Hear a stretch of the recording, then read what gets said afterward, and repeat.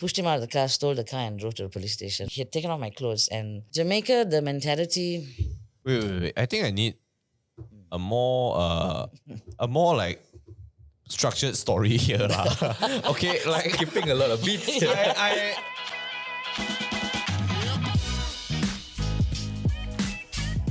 Welcome back to Yamcha Sessions. Today we have Priscilla and Azim. Okay, today we'll be talking about the documentary, right? But before I get into it, I usually have like context so that people know how we got introduced and whatnot. All right. So basically, I am friends with Sweden, and she introduced me to Azim. Yeah. And the documentary that's about to come out. Right. And she was saying, I think you guys will have a blast. Then I'm like, okay lah, I guess if we're going to have a blast, I trust you lah. You know, she's also a good conversationalist. Right. So I Where is trust she? her with that lah. Not here, that's for sure. Okay. So normally for like two guests that come on, it's quite difficult because I have to ask like one by one lah, right? But normally because it's kind of like an origin story of how they got to where they are. And we want to talk somewhat related to the tsunami, but not entirely of it because you don't want to spoil the documentary. Yes. Maybe if you don't mind, I start with Azim and what sparked the inspiration for this documentary first. That I think is pretty nice, right? We can start off with that. Yeah, actually, Yeah. I want to clarify with Azim as well. You're gonna fact check him, huh? No lah, dude. Chill. And No. I was wanted to get clear with it. I wanted to ask him the certain timeline. Okay, sure. Yeah. If you don't mind, you speak nearer to the mic a little bit more, then you let me know. worries. Yeah. You can also move it towards you. All right. Alright. So what got you inspired into making this documentary, man? So I've been in the industry in and out for about 8 years already. Okay. Doing commercial, short films. Recently wrapped up a television series. Wow. So yeah, and then back in December 2023, I knew that in a year's time, the 20th anniversary is going to come up for the tsunami. Oh. The tsunami happened in 2004. So that means in December last year, that would have been the 20th anniversary, right? So that gives me 1 year in 2023. And I always knew that I wanted to make that call to Priscilla. So a bit of backstory. I used to work with Priscilla in radio. Oh, okay. So it was a station called Rakita. Previously under the I am for you. I Am For You. And then they revamped it into Rakita at the time. Okay. She was heading the traffic and news. And then It belongs to the Ministry of Youth and Sports. We were asked to set up the whole station after the elections in 2018. Okay. That's when I brought him, the video guy. So she trained me. She taught me everything that she knew about traffic and news. Worked a year and a half there. Yeah. All the stories, everything, all I knew about her. Lah. We sat literally next to each other. And Just we- like this lah. Yeah. And we worked the split shift, so we would come back to work twice. In the morning, 6 to 10, and then we'd come back again 4 to 8. Yeah. Wow. So brutal. Oh my God. Yeah. That's the oddest times as well because it's like not entirely a time for you to Great, rest. because you don't get stuck in traffic. I guess. Yeah. That's some positivity there. Yes. We help people in traffic. Exactly. We get to go home, sleep, watch a movie, have lunch, come back. Well, that's true. That's right. I Yeah. didn't think about it that way. Yeah. Okay. Yeah. So all the stories that I've heard from her, of course, the biggest one would have been the tsunami story. Ah. That always stuck with me, and I always knew that maybe I want to have a go at it one day, you know? Maybe in a documentary, maybe a film and all that. So I was about to prepare myself to make a call to Okay. Priscilla. But wait, rewind. Before that, I spoke to you and I told you that I wanted to go to space. You wanted to go to space? Like yeah. Angkasa? Yeah, space, because I've done the 7 continents. And I said the You've next done day. all 7 continents. And 81 countries, yeah. 81 countries. I can't even name 81 countries. I would struggle. So I told him, I said, dude, can you make me a 2.5 minute video that I would like to send Richard Branson? And, you know, we talked about, this is what I want to find out. Yeah. What year did we talk about this? 22, 23? It was I way think before, right? 23, but earlier a bit. Like I Yeah. knew you were having that in your mind. Yeah.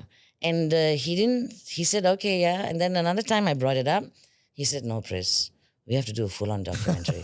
And that was the thing. I wanted to make that phone call with her. And before I could even do it, she called me and she said I was ready to tell her. Yeah, so after that story. conversation with Space, and he said the full-on documentary, and I told him, I said, let me think about it. I don't know how many weeks or months I took.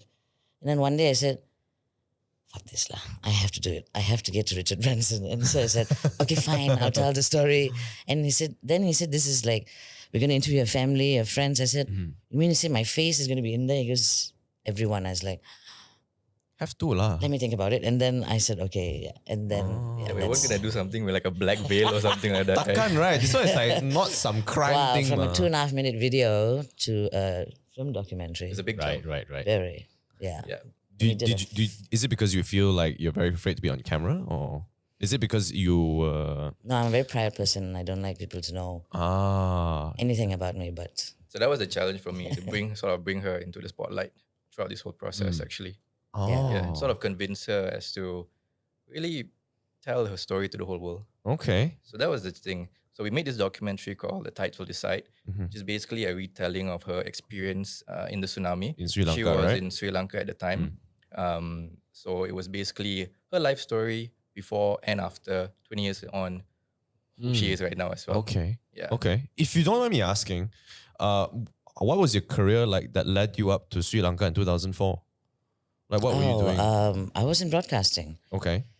16 years in Astro, 5 years in Star Media Group, and another 5 years in Rakita, Okay. in freelancing for commercials and Voiceovers yeah, and everything. Yeah, and I discovered traveling, I think, in 1997 Okay. at the full moon party in Kopangan. And it resulted in me going back for 4 years, 4 times a year. Literally just take a bus from Puduraya and then get to Hat Yai. And, so I would do that. Wow. That's when I met all the other travelers. And I was like, who are y'all? And I said, hey, how's it going, mate? I'm from Australia. I've traveled for 6 months. I said, you don't have to work. Oh, no, we just quit our job. We go back and get a job. I said, in Malaysia, we never quit our job, Ah. So after Thailand, I started expanding Southeast Asia and then the world. And then one by one, I just went to places that I got curious and intrigued. There's no bucket list. I would always ask myself, okay, where you want to go? Winter, animals, mountains? And then I would look at back in the day was the world map before Yeah. Google Right. Maps came out. And then I just started exploring the world. And Sri Lanka happened to be, One of the locations Yeah. in that time in 2004. yeah. Which means it was pure coincidence that you were in Sri Well, Lanka. actually, I was supposed to go to PP Island with another friend. And then she said, no, it's Christmas. My parents want me to be around. So I called another friend and I said, hey, I've already been to PP. Let's go somewhere. Neither that you and I have been. And he said, oh, let's go to Sri Lanka. I said, okay. I swear, man, And, there's some ballsy shit going on, man. I mean, after assessing everything, years later after the tsunami, I accepted the fact that I was meant to encounter it. And when I did go to PP 1 year after, like in November before the first anniversary, which sparked off the reason of me going back for the first anniversary. And I saw the devastation and I saw the fisherman that was a friend of mine, and he said, Kun Priscilla, your bungalow finished, everybody died. Wow. And that's when I accepted that I was meant to get hit by the tsunami and possibly not die that day. I was supposed to go to Thailand, where I stayed was completely flattened and everyone that was there died. And I ended up going to Sri Lanka and still, got it and went through what I went through. And I'm here 21 years later. My Jesus. Yeah. It was so you were like, just help me visualize this in my head, right? So you're in Sri Lanka, it's 2004. Yep. The tsunami hits and you were how far from the shore? Maybe 10 meters. You're basically She's at right the there. shore. Yeah. Yeah. And- I'm in a cabana in a chalet. And, Wow. the ocean is just right there. There's a 3-foot wall that you can just put your leg over. Right. Yeah, and cross over and it's the water. But that day the water came over the wall and then it rose about 30 meters, 100 feet. no. Oh God. Yeah, I know because my neck was arched like this as it came, and there's no time for you to say shit or God or yeah, you can't. Right. Yeah, try to decipher what's happening, and then the battle to survive that all of us has in our inner being. Yeah. I hope you'll never be tested ever, but we have it in us. This superpowers when you choose to live and you fight, you battle and you fight. I drowned and I don't know what happened that day, but 150 meters later near the railway track, I was up, and 150 meters from away. the shore to the railway track, You woke up 150 meters away. about the distance, That is freaking bananas, man. yeah. So you just like passed out? Yeah, I drowned. Yeah. And there's a, Jeez. and that 10 seconds when you I know, don't know whether we should go further, like this is about the documentary. I can see Azim's like, bro, we can't go there that deep, man. Okay, yeah. Stop me then. Oh but, my but, lord. but you can see that's basically what the documentary is a lot of this kind of storytelling from her perspective. Yeah. Think of it as a trailer, maybe. it A is. vocal trailer. Wow. Actually, just when I'm telling you about it, I'm actually there. I'm seeing it again and it's fun. I agree with you up to the point that it's fun. Now for me, because I get to revisit and After 21 years, that's the word she chooses. because I went back 6-7 months ago for the 20th anniversary. I stayed exactly the same spot. I reenacted everything that happened for me that day. Wow. Yeah, and I spoke to the locals. I finally met another survivor that went through what I went through, who was a local, because until that point in the last 20 years, I never met another tsunami survivor.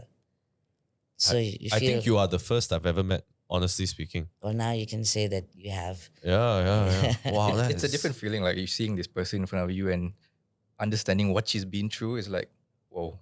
Yeah, man. That is. But at the end of the day, we all have choices. You have choices to move on. You have to take the time to grieve. Yeah. You have to acknowledge the problems that encounter in your life. How you're gonna deal with it, and how long you're gonna let it affect you. And I have this tendency of changing everything into a plus point. So It's a good habit, though. Yeah, I feel. so- it is. even with this after coming back to work, Astro said, "Would you like to have a therapist, someone to speak to?" I said, Wow. "No, I just want to go back so that I can overwrite the memories." And I went back a year later, and so it's just the way how you deal with things. That is insane. Today is the 5th of July. Yeah, And I don't know whether you guys are following this Nankai earthquake prediction that's supposed to happen today. Yeah, along the coast of Japan. It's supposed to wipe out. no, like it's supposed to be today. yeah, it's supposed to be today. Right. Yeah, they predicted. And then I think in the past week, there were 100 earthquakes in the south of Japan. I've always said, even to Azim, Yeah. there will be another one to right whatever that happened in 2004. You do know what happened in 2004. A volcano erupted, the ground shifted. Yeah. And somewhere in Banda Aceh, a seabed, it's flat. And then this part goes up 40 kilometers. 40 kilometers. That's the distance from here to Kajang. Now take that distance and put it up vertically. Can't even see the end. So that was the push of water that went around the globe and affected about 12 countries. Now you tell me, somewhere in that ocean at the bottom of the seabed, you've got this wall that's here. Either this has to go up or this has to come down. Yeah. And either way, it's going to cause another freaking huge ass shift like that. Yeah. It's another cleanup, yo. It's Now you have to. It's- I'm also imagining, Priscilla, that when you experienced what you went through, yeah. you also probably had a good glimpse of how human beings are at a state of distress. And I know from life experience, I've been through maybe not a tsunami, but stupid shit that I get myself into. That when put under immense pressure, people Other change. humans are the worst species to be with. Yeah, humans are the worst species to be. Did you If say? you're caught in a situation, they will kill you to survive. yeah. People are absolutely So ruthless. run, Forrest, run. Yeah. Find your bag and run. But you also, I'm assuming, will see out of 100 people, there are 1 or 2 gems, people Humanity. who react positively Yes. at that point in time. Yeah, I saw Right. all that. Yeah. So did that change your perspective towards other people, seeing all the bad side and some of the good? It did. I also saw a lot of dead people. Wow. A lot of foreigners that were my color the next day. They were not white, they were brown because of the decomposing of hot air and salt seawater. My And God. I actually watched like about 70 people drown in the ocean when the water dragged people out. Right. I still see that sometimes. I take that as a source of strength. And for the good things that people did for me when I was there, I will always remember that as well. You have to watch the documentary to find out. Because there were Stay 3 tuned. miracles that happened that day and 1 year later. Wow. Yeah. Okay. I want to jump to a production aspect of this, right? Because there's so much that goes on when it comes to such a large natural phenomenon like a tsunami, you know, right? So, when you have that whole oh, I really want to do this documentary. I want to convey as accurate as possible as to what went through, right? What you went through. What were some of the production challenges for you, man? Because I in my head, right, all I can think of if I were to draw up like a storyboard, mood board sort of thing is I can only maybe do two things. Basically go for news footage, old news footage. And the second is maybe like close-up shots of water, and that's all I can think of. But were there like what was the motive behind all this, man? How do you come up with so many the different shots? context is for this documentary, it was a low budget production. Yeah. We managed to do a crowdfunding and we managed to Wow. get the budget for it. And from a production standpoint, exactly what you just said, we have news footage, archive footage, also the close-ups that you mentioned. But it's also whatever that's very key to the story that Priscilla was telling. So I told the team the first thing that we needed to do was get Priscilla in. We're going to interview her the whole day. So from A to Z, her whole life, especially the tsunami, we tell everything, every little detail about the tsunami. Okay. So that when I get home, I can piece the story together and decide what are we going to shoot. I see. Right. So once we had that whole, we spent about 3-4 hours just talking to you on that It's day. like a foundation. Yeah. Oh, that was the okay. very first day. The very first thing we did was interview Priscilla. I was very impressed because first time I'm doing something, I don't know what it's like, and they sat me down. They interviewed me for about 3 or 4 hours, and then someone in the team who's a storyboard person drew out the stories, and I was like, "Walao, this is the scene now." Wow. Then I learned a lot with these guys, with Ari, with Azim, the brothers Faisal and Iskandar. Amazing crew. Continue. Okay, so we had the storyboard, we had everything. Underwater shoots, ideally you would have wanted a studio. Yeah, controlled environment. Yeah, right? with a big But pool and cannot everything. lah. All cannot. With the budget that we have, it was very limited. Very tough. So we had to be creative lah, make our own. So what we did was, I was looking at Sri Lanka, a lot of pictures of Sri Lanka, what it looked like. And I spoke to a few people and we decided that we actually can sort of mimic certain shots, but we set it in Terengganu. Yeah. So what we did was we went to Terengganu. There were certain spots where it looked really similar to Sri Lanka, especially the train, the beaches and all that. Not as detailed as what Priscilla would have remembered, but just enough. And that's where we did a majority of the reenactments, which just so happened to be where she was at the time as well. She had a campsite in Dungun, in Terengganu. Oh, sure. In Marang, I have a campsite. Yeah. So we used that spot as the majority of the shoot. Used all the resources we had. We were in the ocean. We were in the pool. We rigged sort of our own underwater shoots. Oh my lord! With an aquarium type all of thing, the or DIY things that you could have imagined, we did. like shitty rigs like that? Yeah. Oh my But anything lord. to get the shot. Oh my gosh. Which is what we have to do lah when things are limited. You just have to do what you gotta do. Yeah. I mean, I had fun drowning myself a few times. Oh my Especially in the ocean. I mean, it's pretty bad that we're saying it like this because we had so much fun, but that was the reality of it lah. Yeah. How long was the shoot, man? So in KL, we did a majority of the interviews. That Okay. took about a week or so in KL. That was a year ago in July. And then in August, the following month, was a few days in Terengganu. Oh wow. Yeah. How big is the team? Like Team is- overall to shoot this entire It's less than 10 people. Wow. Yeah. Impressive. And when we were in Terengganu, after the shoot, we'd sit on the beach and just stargaze. Wow. And, yeah. Fun nights. It was a worthwhile experience for the team as well, which is what we were proud of to actually give that experience to them. Because you're doing a low budget shoot. It's not really as glamorous or comfortable to say the least. Yeah. But it was sort of, they get to be close to Priscilla. They get to absorb everything that she is. So I'm very proud of that. Yeah. Wow. You had a lot of fun too. Yeah, I had a lot of fun. But I know it sounds so nice and all to be together, but when you went through this, did you ever because you have to get into sort of like character to kind of bring out the emotion and all that. Yeah. And I don't know how.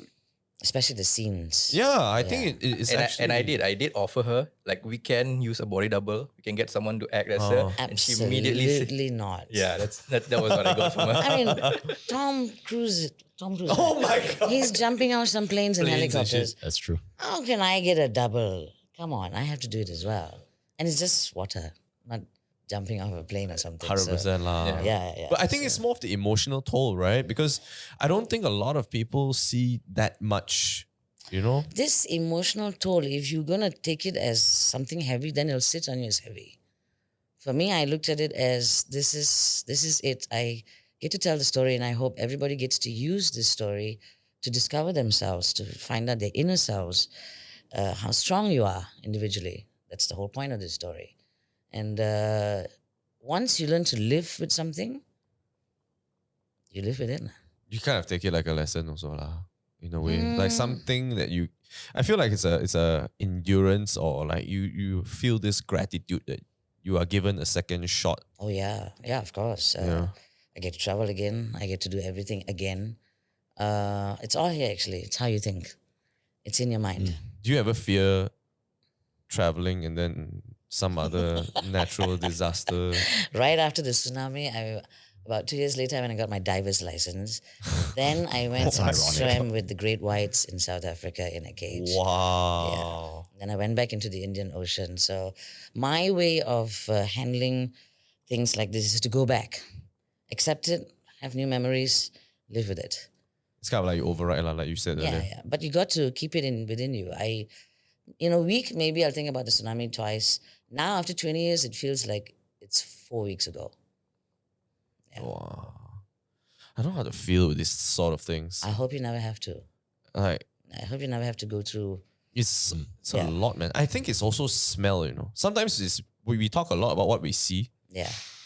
but I find sound and smell a lot more organic, if that makes any sense. Which is what stayed with you, right? Yeah. The smell, you know. smell smell stays of in memory. decomposing. That Yeah, stays with man. me. Yeah. So when I think all of us have this pictorial memory. I exercise mine very graciously. I remember everything I see to the point of remembering the sound and the smell. And so when I go back and talking about it now, seeing the person's hand in the ocean going up, and the next day walking on the streets, the decomposing smell sits here, right It here. does. And It hits high up in the yeah. nose, you know. At first, the body is like, oh, it's retaliating because it's a very uncommon smell. But after one day, and it sits on your skin, Oh my god. then you're used to it. I think when I came back, I was asking my dad, like, can you smell? And do I smell? And then he said, no, it's in here. Yeah. Whoa. Yeah. I want to ask also, right, in the documentary, I don't want to go too deep into it, but I want to know what is encapsulated in the documentary, so at least I can avoid talking about specifics. So how does it start and how does it end for the documentary? How does it flow? It's basically a life story of Priscilla. Okay. I would say that. She's mostly known for her radio work. So it does talk a bit about the behind the scenes, what actually she goes through to do her day-to-day work. What does it take to her, all the Yeah. all the secrets and everything. Yeah. Dealing Yeah. with death every day, doing traffic. Because people don't realize Sure. traffic every day you're seeing that. Yeah. Oh. Someone That's dies the on the first road. thing I had to train him as well. I have to train the entire crew because we have access to the CCTV cameras. Oh my god. And it's my duty to tell them to zoom in to see so I can gauge clearance time for this fatality. I also have to check into my crew and how strong they are to see these things. So I briefed them and I told them, this is what you're going to see. And I said, this is our job. We see it before the victims are taken to the hospital, where the ER people and surgeons. So this is a job. Don't tell me that you cannot handle it and be dramatic about it. This is a job. This is so harsh. Petanan Awam people that go there and clean, it's a job. They have So to. when you think of it that way, it changes the whole ball game. You detach a bit, lah. Totally, also. totally. Yeah. And it is, and for us, every time I come into work, someone dies, especially during the fasting month, I'm very upset about it because the person died on an empty stomach. And I go home, light a candle, and come back the next day and says, do the same thing again. So you detach emotionally, but you're very attached to the job because you do it with passion. Yeah. Oh, it's so harsh. So remembering that context, that what we just mentioned, and in the documentary, you try to connect the dots with what she just said, and then put her in Sri Lanka and seeing a lot of more dead Yeah. bodies. So is this person who has, as much as she tries to run away from all her life, there's a lot of death. You know what I mean? Yeah. Yeah. That is the reality. Yeah. lah. Yeah. Yeah. Yeah. Quite used to it. Oh my gosh. And then you see 20 years later, she's still in front of the ocean. It's just a very simple image of her sitting on the beach looking at the ocean. That's very powerful to me, at least. So that was a story that we tried to tell. It's so wild how nature can look so beautiful, but look so but can be so brutal. I was just watching the flooding in Texas I yesterday. just saw on Insta. Wow, man. Wow, that is nearly like a tsunami. You can see the power of the river, the Guadalupe River, how it just from rainfall, huh? So Oh, you know when you were in Sri Lanka and it happened, right? And you said you were like what 10 meters away, and were there any like warnings from the city, like alarm, sirens, that type of thing? Got the insects the night before, no way. and the dogs in the middle of the morning, and the birds, and the utter silence a few seconds before, Whoa. and then the sound of a aircraft over you, which was the roar of the waves. So look at nature. Everything. The insects are the ones. When they start coming out, the ground is shaking because they feel vibration. Yeah. Wow. I sit outside in nature a lot. I watch the ants. Even when I go camping with him, hey, guys, ants, tonight gonna rain. No rain. That's wild, man. The ants come out when it's about to rain. Yeah, because they have to go and feed themselves and then go into hiding when the rain happens and then come Because the out. water goes into the ground, right? Yeah. So Then what were the dogs and the birds and all that? They were just running away from the. the dogs went up to the ocean and howled. Oh First my they walked, gosh. then they howled and they whimpered and ran back in. We thought something else. Yeah. Was this reflected in the documentary Yep. as well? All the little details. All these things, because even when you're hearing it, it's quite cinematic as well. It's like something out of a movie. Yeah. Yeah, man. So naturally, if it really happened, you tell it in the documentary, and we actually did some reenactments on those things as well. Must be so crazy to see. I don't think I would have been able to process it. I'll be like, what's happening? Huh? There's There's a point when you realize your life is in danger, you do what it takes to stay alive. I want to agree, right? But at the same time, I feel right. So this was a couple of years back. I think 2-3 years back. I watched this movie. It was DiCaprio, right? And it was a movie called Don't Look Up. Have you all seen it? Don't Yeah. look up, yeah. Yeah, and it's like I honestly think that is literally what goes on with the human psyche. If scientists on the news told you that a meteor is going to hit Earth, right? Yeah. Everybody would be like, I'm still going to go Yeah. to my job tomorrow, lah. What am I going to do, right? Yeah. There's no like, you know what, fuck it, I'm going to quit my job. I'm going to fucking Yeah, spend time with my family, all that. Even if it's a week away, they'll be like, it's a week away, lah. Well, look at today. It's the tsunami thing. Right? I'm like, wow, you guys are so chill. You guys are so chill. And I've spoke to my wife, and my wife is like, I mean, no warning also. I'm like, I don't know, man. 100 earthquakes in the south of Japan is not a warning. I don't know what is, lah, right? I have a mantra that's kept me alive. Panic when the locals panic. Oh, Whether it's the that's a good boatman, mantra. the busman, the pilot, the locals walking around with the cow. When they run, you run. Until then, chill out. Don't trust the foreigners. Don't. Yeah. When the locals panic, then yeah.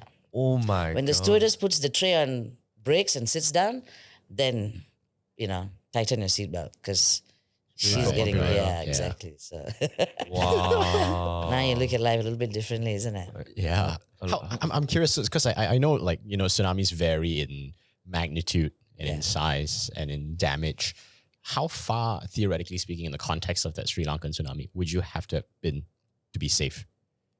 Did you have to be 2 kilometers away? The water man. went in 15 kilometers. It's a bit far lah. Shit lah. Yeah. That's like So- going to Mid Valley and coming back and going back to Mid Valley, bro. Because when I went back in December and I was at the Yala National Park and I asked the locals, did the water come up?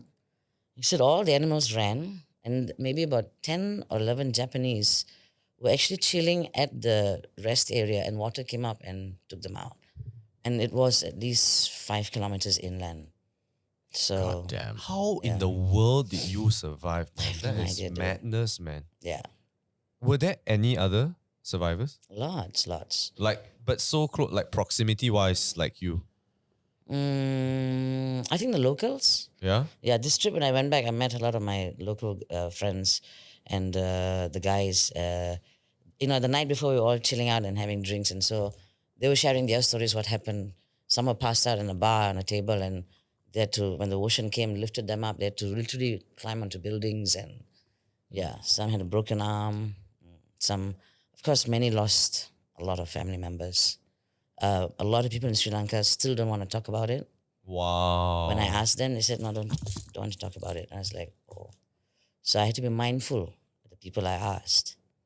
I also asked this question because when you shoot the documentary, I'm sure you want to get insights from others as well, right? Well, was Priscilla the only person that you spoke to regarding this in the documentary? Well, we wanted to make it a bit different from all the other sort of tsunami coverage because there's been a lot of documentaries, a lot of shows regarding that particular event, right?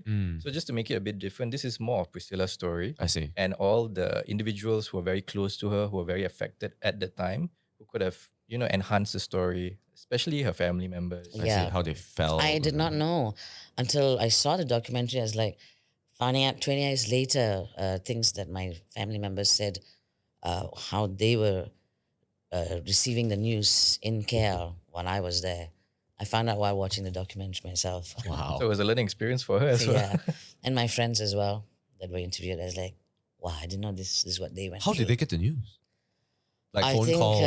I think a few knew I was in Sri Lanka. So when it came out on CNN, they were like, yo, what's going on? This was She's back in there. 2004, so people no relied on iPhone, bro. This was news at the time. Yeah, you get it gotta like be- yeah. There's a no day. there's no Twitter, there's no Gmail, there's no So Facebook. they found out on the newspaper lah, or the Found it on radio lah, CNN actually. or CNN. Yeah. Wow, Yeah. that is madness, man. And I think they called my house phone. I can't remember whether. Yeah, but a lot of them knew I was there, and a lot tried calling my handphone. Of course, they could not get through.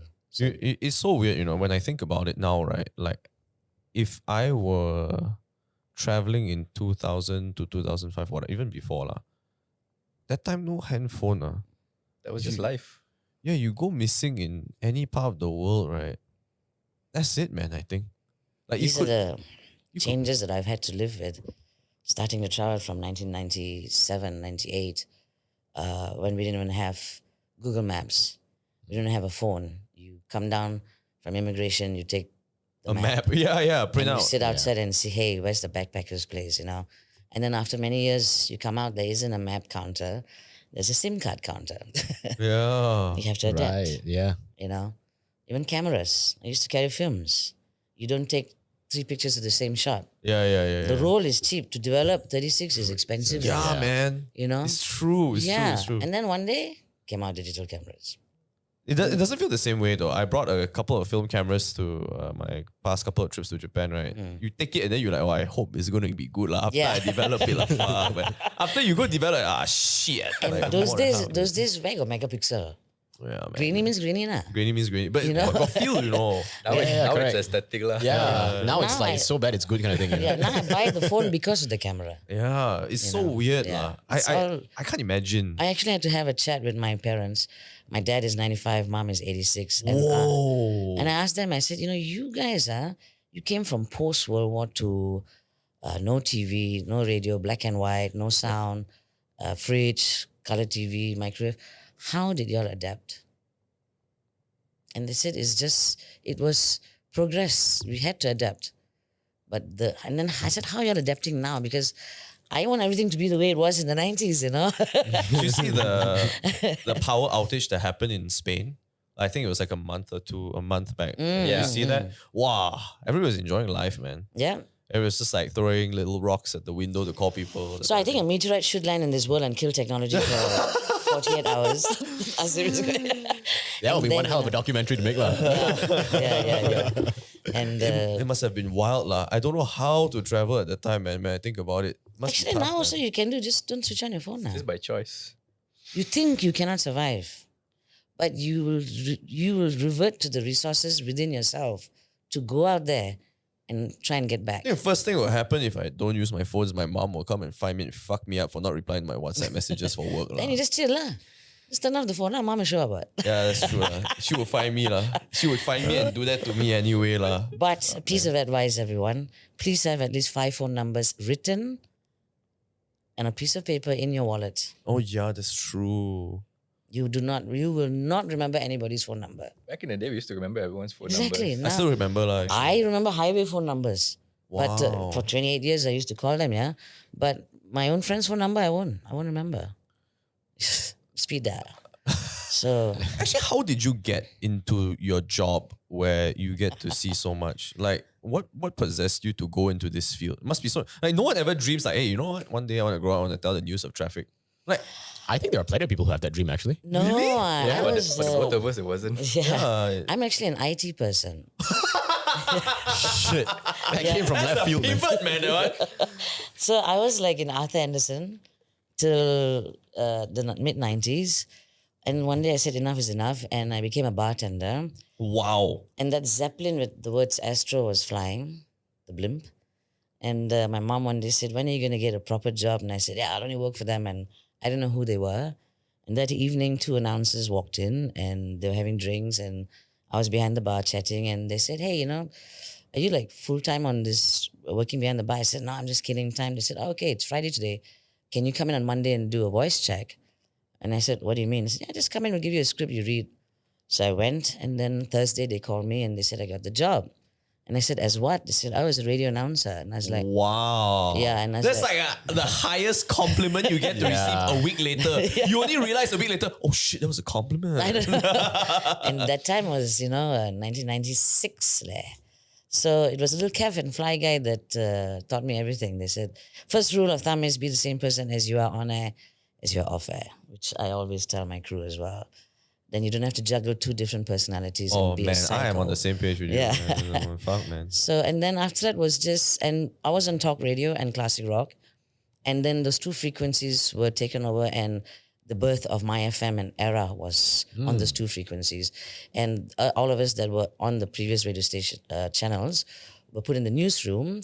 And Oh, they and- just moved you like that, lah. yeah, well, they didn't say, oh, thanks very much, have a nice day, and give sectors. They said, Quite we need an- different, right? Like from you have to adapt, And so it's the newsroom, and everyone is being assigned. And then they said, okay, we need to do traffic. Who's afraid of heights? And everybody put up their hands. And then I remember Alan Baskin, my boss, he said, what's your name? I said, Priscilla. You're not afraid of heights? I said, no. He said, all right, you're going to report traffic. And I was like, what does heights got to do with traffic? What's the correlation? And he says, you'll be flying in a plane or a helicopter reporting traffic. Right. I said, uns. And so that was how the Eye in the Sky was born in 1997 and revived again in 2015 with the police helicopters. that is freaking crazy, man. And then when I decided to do traffic, it was such a morbid job and nobody would want to do it. And I was like, great, nobody's fighting for this job. She made it all for herself. Less competition. Yeah, and then I just put color in the reports, and I would scold people using my tone or my voice, and they would know, and people would listen. Nowadays it's not like a commercial where you press the next channel. So, and then when people met me, they go like, "Oh my God, what you just said on radio made a lot of sense," and so there's a lot of feedback, and I was like, "There's something I'm doing right," and so I did it for 28 years. Okay, what? So simple. But what was it like seeing something so brutal for the first time then? Because when they say that, you have this like, hey, it's quite fun, go on the sky, report traffic and all that. Oh, it's really jammed, kasas, whatever. But I think when you really see your first accident, Yeah. So that first one was in the morning on the North-South Highway, and I bought nasi lemak, and I didn't even see it. This lady called me. She's screaming on the phone. She said she was just going towards Ramban. She saw the road cleaner. He got knocked by a trailer. When his body flew and landed on the divider, it got decapitated. So the legs were southbound and the torso head were northbound. And I was about to eat, and then I was like, wow. And then over the years, footage started to come in. Then I just told myself, it's a job press. And then now, That was the first one. yeah, you'll always remember the first one. That's hard to forget, even if it was the 10th. Yeah. And this is not even in visuals. Just I can still remember her voice, and I called her back 15 minutes later to check on her. And that was something I did after that. I continued with all the rangers who called in to, inform of any fatals. I would always call back because we have caller ID, just to check in on them. And they loved it. Oh my God, you're calling and check on me. I said, yeah, what you saw was not difficult. So yeah. Did you finish the nasi lemak? Yeah, of course, of course. Okay, yeah. just wanted to be sure. Then after that, I just start buying. Everybody gets nasi lemak when I come in. We try not to eat it while we're eating. But that's while really we're- the side of radio traffic that a lot of people don't think about. Yeah, bro. Yeah. Hey, we had to deal with jumpers off the Penang Bridge. We had to deal with Suicides lah, suicide attempts lah. yeah. We had to deal with when a body is dumped on the side of the road. We don't know if it's hit and run or a crime. That Oh no, so, you know, you're right. so then there's information that comes in that you all don't know, that only we know, and some I can't even share with them because on instruction to the police. I believe it was 19 when NP was being built. A ranger called in and said they found Kenny Yong's car. And I called the PJ police station and I said that Purple Tiara is on Old Klang Road. And 1 hour later, he called me. He said, yes, the IO, the investigating officer. He said, thank you very much for informing us. We found her. You know, no one knows about this. And the next day, till today, Kenny Yong's case is talked about. It's been featured in documentaries. So, yeah, the things like that, You have to be quite sharp, man. of course. Honestly speaking. Yeah. Before I lose my train of thought also, do you remember your first one? Yeah, it was the Penang Bridge one, right? Was this the guy, the two that was speeding? Yeah. The white Mazda? Yeah, that was his first. I don't know how you even remember it's a white Mazda. That's insane. I have photographic memory. I mean, you would tell the story better than how I could. Wait, No, I mean- but how come you were in Penang? No. We were here. We received. We get sometimes. Oh, you get coverage from footage. all around the country. If We it's get a big reports one. nationwide, Oh, okay. except for Borneo Peninsula. We get rangers calling in. Then we have access to all the CCTV cameras, and we work closely with the Ministry of Highway (LLM). And so when we have access to these footages, and you know, it's respective Penang Bridge is owned by Plus Highway, and so you call them and they give you the updates. And you guys did not know what was happening. The guy flipped. He's dead. He's in the car, but they can't rescue him because of the tides. So we have to go in and explain to you all, like, listen, you know, the bridge is closed. We have to wait for the 6-hour tide rotation. Please use the second Penang Bridge. And background, we know the divers are in there. It's not safe. Then finally, when it's towed up, we can't tell you all this, but we're being kept updated. And we got the Footage, pictures. yeah. And then I was showing them. So the training is normally all these fatal accidents, big screen. I'll put up. I'll make them watch the video 6 times. 6 times. Yeah. The first time is to see the nature of the accident. The second time to see this side. The third time to see what's happening the opposite side. The fourth time is to even now give you a better picture after you understand what you've seen. And finally, the sixth is, 5th, 6th is. yeah, then you grasp it. So when you talk about it, we're not going, Yeah, there's no second guesses. and we're not, Yeah, yeah. we're not speaking. We are talking to you. We're telling you because we already know. Yeah. So this guy flipped off the bridge.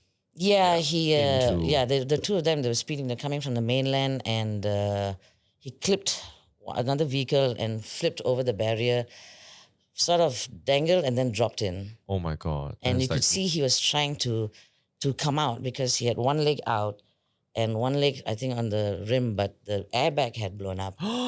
So his body was like that. And of course, decomposed, bloated. We saw the pictures. And Oh my yeah. God. So then I have to explain to them, this is Yeah. what happens. Yeah. Another one that I always remember was I was reporting on the Plus Highway, and then there was an oil tanker that caught fire. Oh my Yeah, God. And then we saw the footage of the driver being caught on fire as well. That So one, that was pretty rough. That's some Final Destination shit, bro. No, that one was another tanker that knocked this guy, Hmm. and then the tanker exploded, and he was in it resting, and he came out on fire Yep. on the highway, staggered, and someone ran out with the. Fire extinguisher. But the footage was another person driving by, and you could see his face melting. And I watched that footage, and I was like, "How come this explosion and the driver is affected?" Yeah. So yeah, I remember that one. That is Hectic. one So shitty many. way to go, man. So many. That was the day when I was working alone on a Saturday.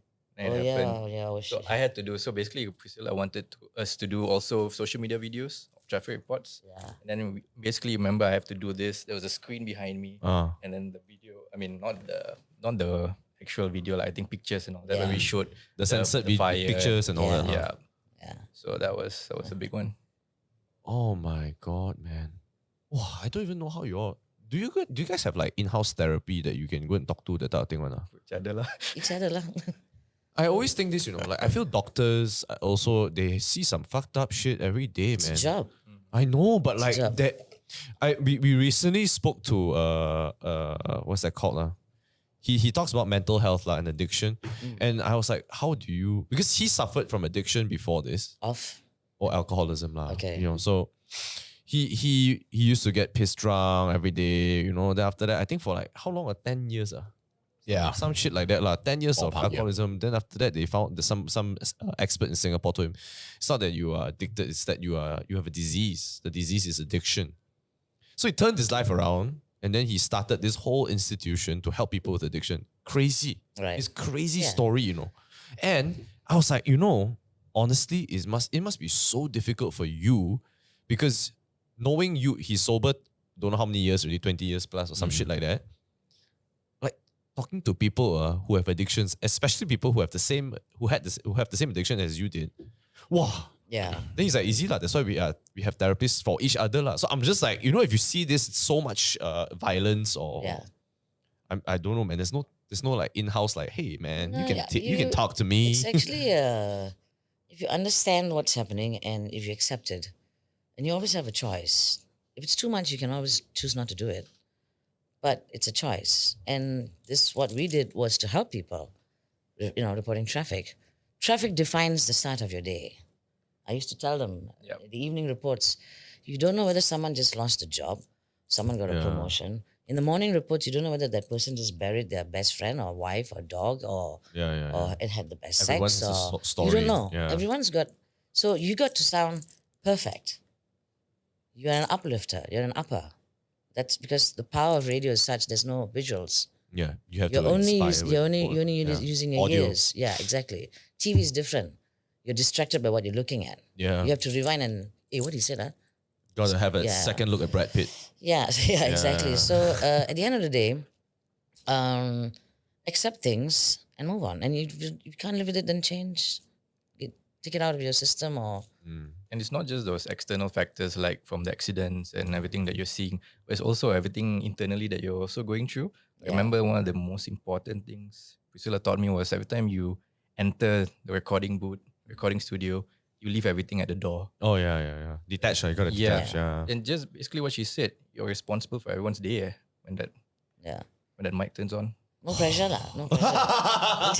And then it's like, yeah, okay, let's go. Yeah. So about 6 million people listening. No pressure. How did you get into the job, man? Like, it must be quite wild, right? Like, I'm sure, because you said earlier, both of you didn't exactly go like, hey, I want to go in this guy ton of traffic. Yeah, but how did you get into it, man? So my main goal was always to be in filmmaking. So I studied broadcasting in USM Penang. Did communications. I was doing my internship in KL at the time at a production. You're from KL, lah, right? I'm from Negeri Sembilan. Oh, Seremban. okay. Yeah. PD boy. PD boy. So I would just finish my internship at a production company, looking for jobs, everything. I was also helping out at the casting studio at the time, working the odd jobs, helping with commercial castings, everything. And one morning, I remember because I was traveling daily to KL, so I ended up just sleeping over at the casting studio because I knew in the morning I had to wake up early and Yeah, no point lah, yeah. continue the casting sessions, right? I woke up one morning and I got an email from Priscilla Huh. because I had previously just randomly sent my resumes all around, and then one of it was to a radio station, and it wasn't even for traffic. I would actually send my resume to be a radio announcer for for a show or something like that, right? Yeah. And then she got in touch with me and she said, I actually like your voice and I want you to be in the traffic and news department. So that's when I was like, oh wow. I just woke up in the casting studio, don't know what. Immediate compliment. You see, don't need 1 week later. Because I had a stack of resumes. So I was going through, I said, who's this fella? Azim Rizal. Then I checked. I said, okay, let me talk to him. I said, nice voice, huh? And he also, did Because you give me a sample? I did some movie reviews back then. I had like a shoot. very non-successful movie review channel on YouTube or something like that. But it did get me a job on radio. But I detected passion in the voice. And at the same time, on my end, my bosses were saying, listen, it's time to go visuals. We need to have video on traffic. So I'm like, shit, I need someone that can know how to handle a video camera. Yeah. Ching, ching. Oh, And Azim is movie guy. I'm like, okay, let's go. I can work with this one. And then just So I had to make a choice lah. Reality was I needed a stable job at the time. I couldn't really get it from filmmaking at that point in my Tough, career. bro. Really Tough. tough. I couldn't work the freelance jobs at the time, so I was like, you know what? This is still media. This is something I might be passionate in. So Yeah. I was very open to it, and best decision I ever made, I guess. Yeah, man. Now, in the end, you sort of are doing it also. You know, Yeah, it's like it. She understood what that point of my life was. She Yeah. knew that eventually I needed to leave and go back to filmmaking. Yeah. So she served her purpose at the time. It's so rare to find a job, right, where your employer or someone is like, hey, what do you want out of this? Yeah. You know, and then like, let me help you achieve that. When You know? someone gave me that job in a bar and they said, come for this voiceover. And I think in the 28 years, I've had 54 crew members along the stations, along the years. And a lot of them are without experience in radio or journalism. I wanted to pass on that opportunity. I see. And so I trained them the way I was trained in some ways. And I trained them the way to think, how to write, how to see things, how to be on radio, how to disconnect emotionally. Nobody cares if your cat died yesterday. Yeah, The man. show goes on. You know, that kind of It's shit. so brutal. Yeah, it is. Yeah. Nobody cares if you found out your husband is cheating on you. The show goes on. You know, and you have to do it in such a way where you can't detect the Any set- ounce of like Correct. hesitation or Exactly. yeah. So that's how our paths If we crossed. detected in each other. Oh, we knew, yeah. And like we do recording after coming out of the studio, like, okay, something's up. What's going on? Yeah. Right. so- You can tell. Of course, when you work with a Yeah. person so closely, you know. You know, it's a working relationship. That 8 hours you spend together, we look out for each other. We take care of each other. We share everything, stories, journeys, and it's the best way. I think. That's how I think work relationships should be. That's how it's always been with my traffic crew. Yeah, I totally agree. I was telling Nick also, you know, because I was like saying how, you know, in your life, like maybe when you were born up to like maybe you're 15 or some shit like that, you don't really have a pure consciousness of like life. Actually, the first 10 years you're stupid. You don't know Yeah, how you to don't even know walk what and the talk. fuck. Yeah, you're just Yeah. like fucking figuring shit out, Yeah, right? you don't know how to walk and talk. yeah, After the next 10 years, only slowly, Yeah, you know, it's you not know. even like that where you start to Yeah. pick up, right? And then later on, if you think about it, fast forward, maybe after you're 65, you have to retire. Yeah. So technically, right, when you start working 20 to 65, 45 years, you don't really exactly spend a lot of time with your family. yeah, and or yourself. It's your colleagues. Exactly. So you better find people you fucking love working with, right? Otherwise, you're gonna have a shitty time, man. Yeah. Yeah. Amen. Right. Yeah. And then after you come back from work, you barely see your family anyway because you got to go fucking go to bed. And Yeah. next morning you go back and see your colleagues again. They're actually truly the people you spend the most time with. And that's also one. I think when I hired people, I went out of the way to make sure they were not married Huh. because we worked on all public holidays, Oh yeah. pre, see. post, during. And if you're married, you want to spend time with your and During- I always yeah. have to have a Muhiba group because you got Chinese New Year, you got Hari Yeah, Raya, yeah, you got yeah, Deepavali, and whoever's celebrating goes on leave. Mm. You know, the rest stand in. You're bilingual. Oh my Yeah. god. Yeah, it's really fun. I was just telling my wife also, fuck F&B. I don't think I can do that shit, man. Let alone this, man. Oh my god. Oh shit. But it's no longer 100% in the sky, lah, right? Now What? now you see security cams, you see like footages on ground, lah. Actually, what's worrying now is the mentality of the Malaysians. How so? Huh? I mean, everyone's enraged on the roads when they're driving. I feel like there's no more connection. Especially more after COVID. Yeah, after COVID, I think everyone is running on fear. Fear of another lockdown, fear of not being controlled, fear you can't spend your money, fear of not having money, fear of losing your job. And so people are being bosses, some bosses are being bullies. Bullies are on the rise. Women and children are targeted now. So many crimes. So many. What the fuck is going on with the crime scene? It's mad.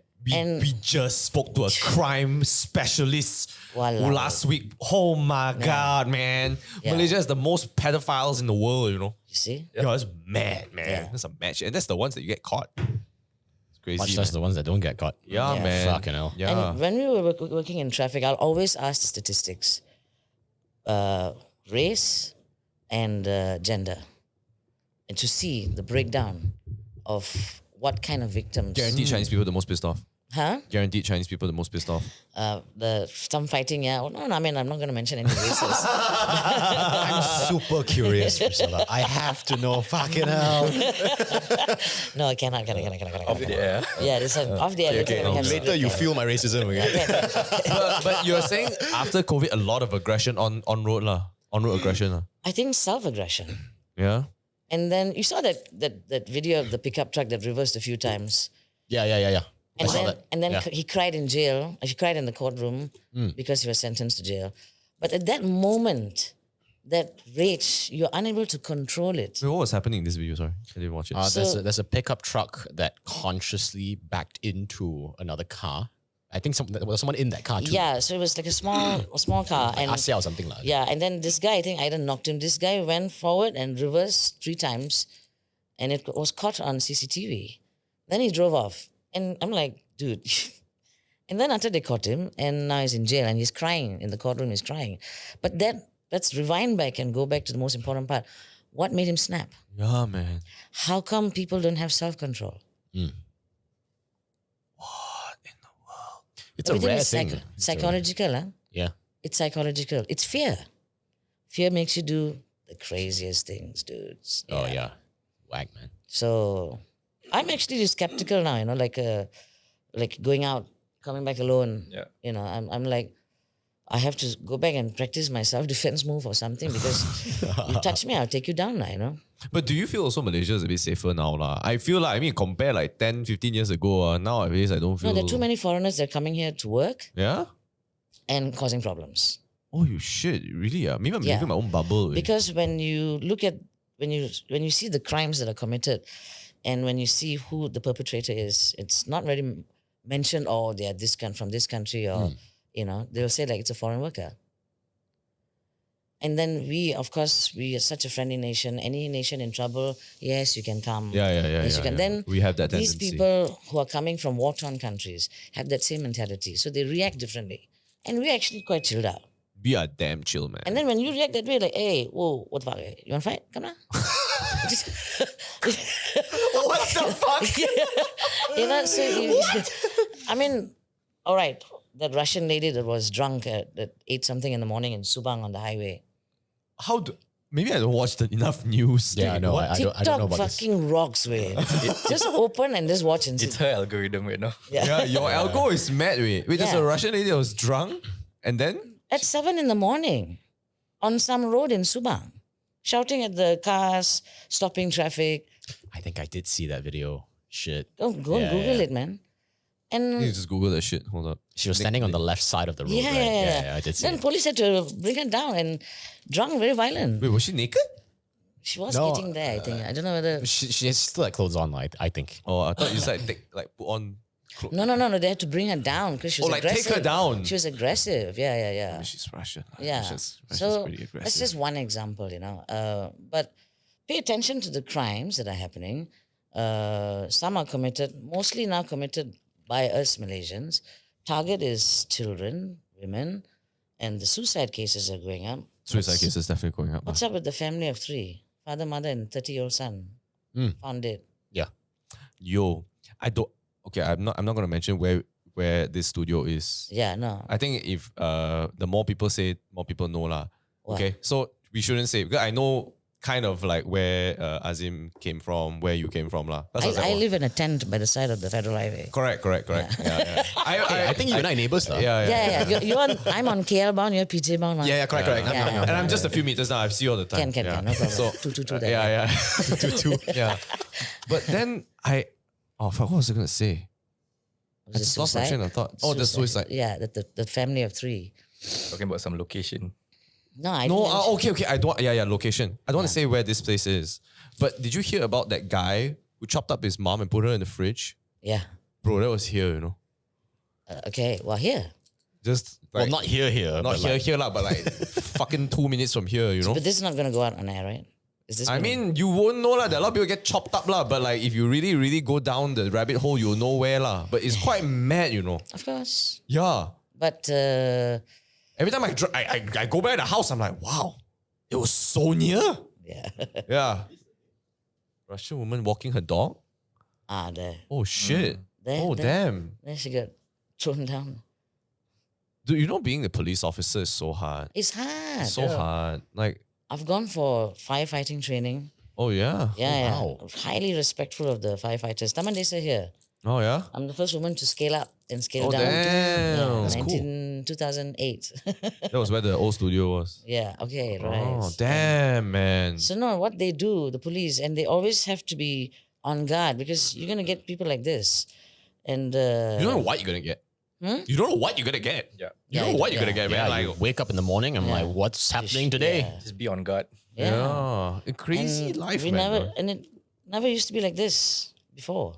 Or maybe it's news also lah, because you see it on TikTok more often, right? Last time, a lot of news is either swept under the rug or not reported. Nowadays, almost everything is reported, which And is then good. you have to look at further down and see whether it's AI or real or not. yeah. That one That's a also. whole other thing right now. Yeah, man. My God. Yeah. But I think being a police officer is damn rough lah. It is. Yeah, I remember during Chinese New Year, right? One of my neighbors left his car on, and then he drove to Ipoh. So he had two cars. He left his car on.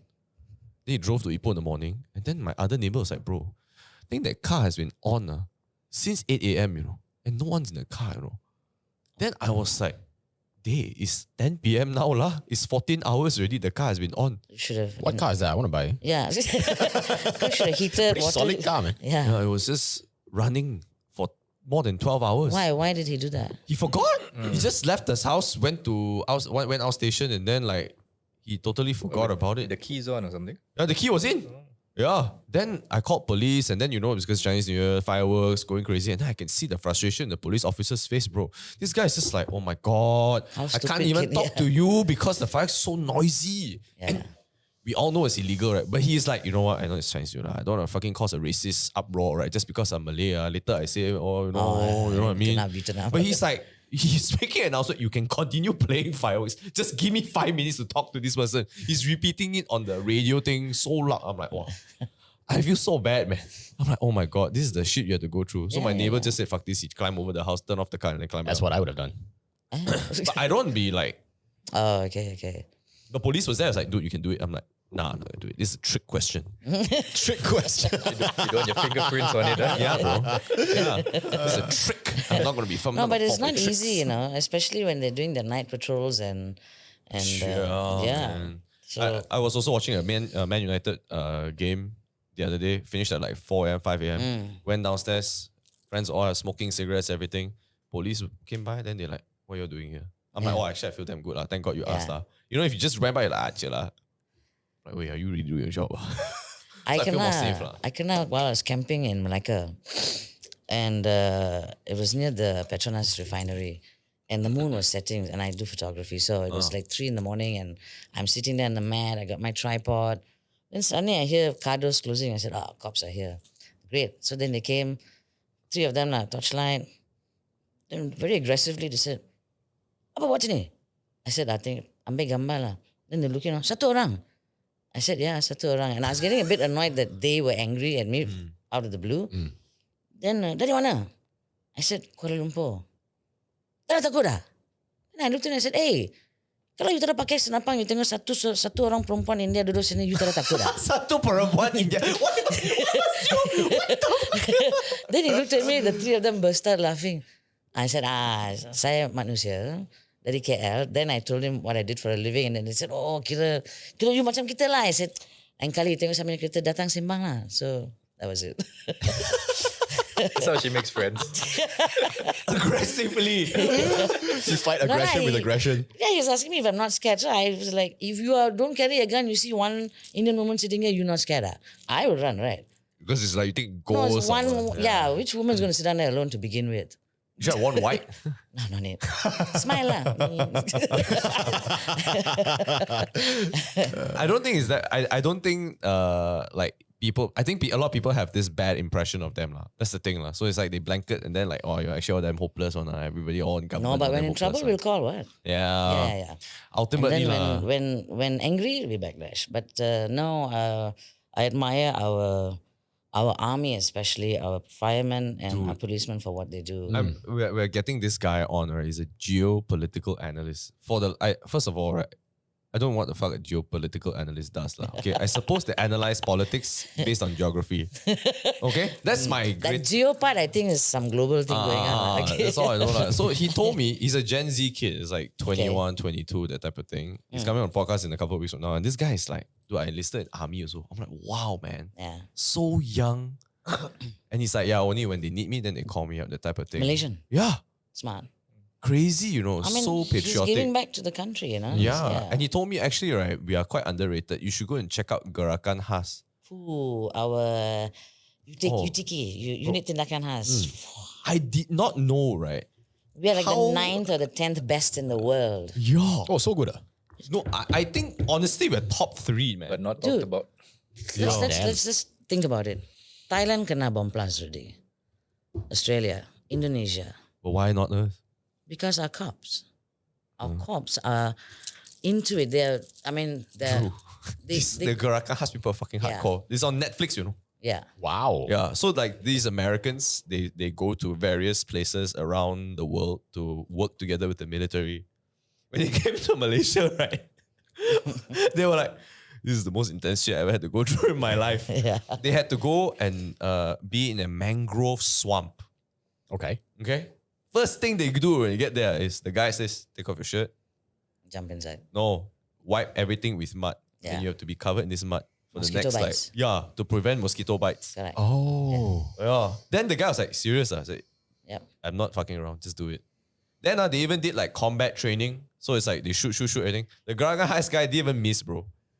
Even the American guy missed a couple of times. Like, fuck, you know? The Gerakan side is to get your heart beat up and then shoot. All targets hit. It's like John Wick shit going on, you know? Right. Yeah. And I think, if I'm not mistaken, that's the one. Gerakan Has.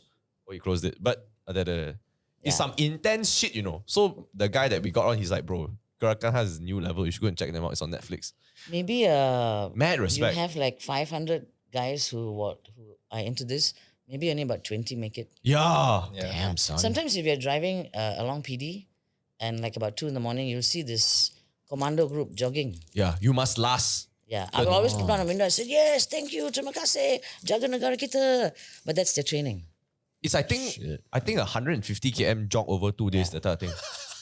So do you remember the incident when our Malaysian tanker was invaded by Ethiopians? What? The pirates Nah. Here? in Ethiopia. Oh, in It was a Malaysian tanker, and then they were held hostage, I think. So after that incident, it was the days of MOI, Ministry of Information, which is today MCMC. They instructed all media to send 2 representatives for training against hostage and anti-terrorism and hostage I see. crisis management. So I went. I was sent from radio. And guess who trained us? The SAS from England. Wow. God damn. We went to Jandabai in the forest. Right. The first day was everything was theory. The second day was on the grounds. Dude, I had the best time of my life. So these are lessons where if someone holds you at knife point, gun point, What do you do? Before How you that, react already, to- when you are in places, I mean, even now when I travel, it's still being put to use. Like when I see someone who leaves a bag behind, I look at the person, or when you go to a hotel, I'll heightened senses. always look for where's my next exit. Exit. Yeah. You know? Sometimes you carry a dummy wallet if you're going into You carry a dummy wallet. sometimes like if I'm going to India, Pakistan, I would. Depends, you know. So you take that training and you put it to practice. Damn. That's cool, man. Yeah. I don't even have a wallet. yeah, everything is what? Digital. Yeah, it's whatever. crazy, right? Even China is scan hand palm, palm print. Have you seen that? It's crazy. Where are some of the most dangerous places you think you've traveled to, apart from Sri Lanka? Sri Lanka is not dangerous at all. Only that time, like 2004, lah, right? Not just it about wasn't- dangerous. It's like things happen to you. Yeah. Oh, that's another story. I think Jamaica. Jamaica. Jamaica, my safety was compromised. I had to fight off a near sexual assault. Wow. Yeah, I fought, punched the guy, pushed him out of the car, stole the car, and drove to the police station. You stole the car. Yeah, I stole the car. Why not? Was it a nice Because I car? woke up, he had taken off my clothes, and there were two other guys outside, and I just that's the day something woke up in my head to kill, and that day I fought, pushed him out, jumped the driver's seat, and drove off. So Jamaica, the mentality. Wait. I think I need a more like structured story here, lah. Okay, like Skipping a lot of beats. I am on a sudden like tangent. Yeah, I stole a car, and then suddenly they took off No, my I clothes, stole and then his car, we're back yeah. in the car again. I'm like, wait. How does this work? You travel there for fun or So I went for fun with a friend and To Jamaica? To Jamaica, yeah. so two of you? Yes. Okay.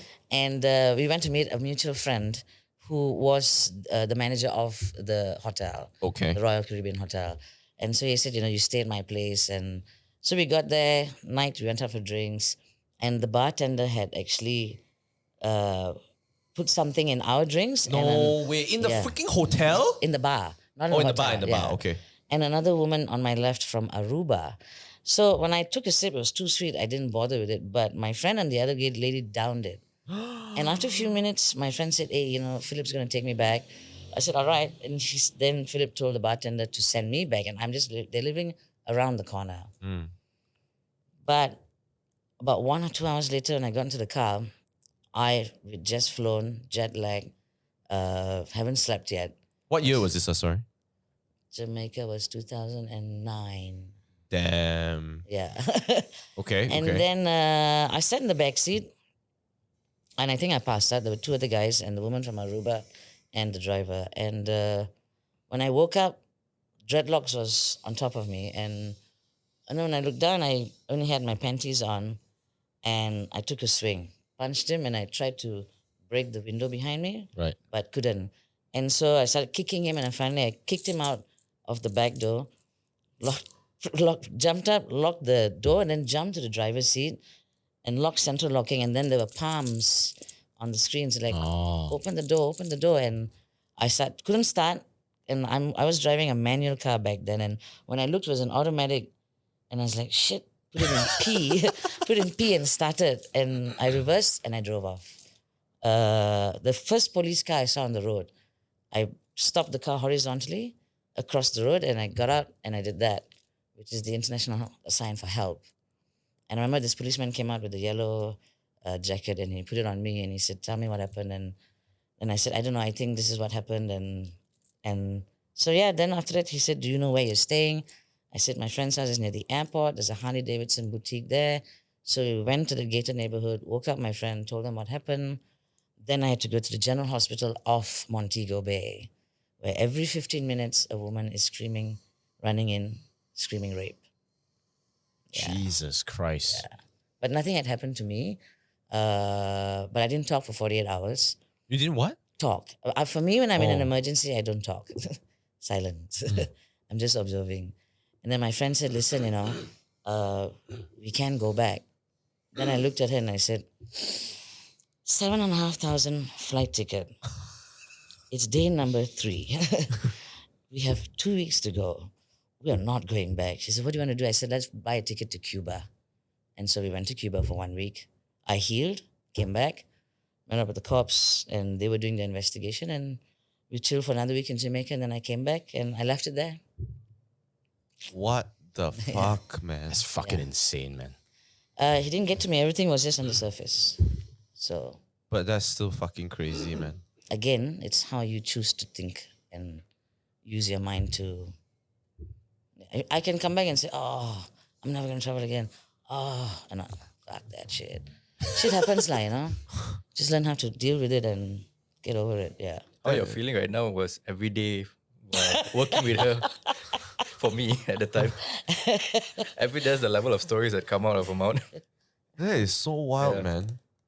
I think for me, my wildest story is not even close, man. I think wildest story for me is discovering my dead roommate in the room. That's it. Then after I thought wow, that's some horrific shit. A lot of people are like, what, bro, are you okay? You okay? I'm like, nah, actually, I think I've heard a lot worse. Yeah, clearly this is like... Case in point, man. Yeah. Yeah, this But is wow. worse. How did that happen? Oh, he committed suicide lah.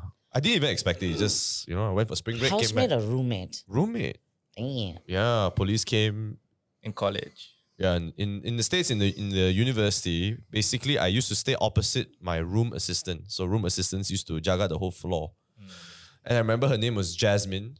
She was this like half black, half Asian, quite pretty one, and she's very composed. And I know this because every time when I make a joke, she giggles and then she becomes serious. Then one day I came back, I saw my roommate, he was on the ground. My room was a complete fuck fest lah. It's like bottle of Jack Yeah. there, half down. And then he was facing the window on the ground. Then I was like, dude, Chris, get the fuck up, man. So I kick his shoe. Stiff. Yeah, can't even move. So dense, the body, so heavy. Rigor already set in. Yeah. More than 5 hours. I turn around, I see his face is pure white. His eyelids, nose, lips, ears blue. Then condensation on the skin. I'm like, oh shit. But I was very calm. So I went next door to my room assistant. I told Jasmine and I said, Jasmine, I think Chris has taken his life. I think he committed suicide. Then she says, she giggles like I mentioned. And she says, get the fuck out of here, John. Then it becomes normal again. And I was like, no, Jasmine, I'm not even joking. I think you should go. I think you need to be calm. I think you need to call 911, okay? Then she's like, oh fuck, this guy is really not fucking around. Goes to the room and then she just panics lah. So she starts breaking down, kept crying. Eh? Yeah. From being so cool to Yeah.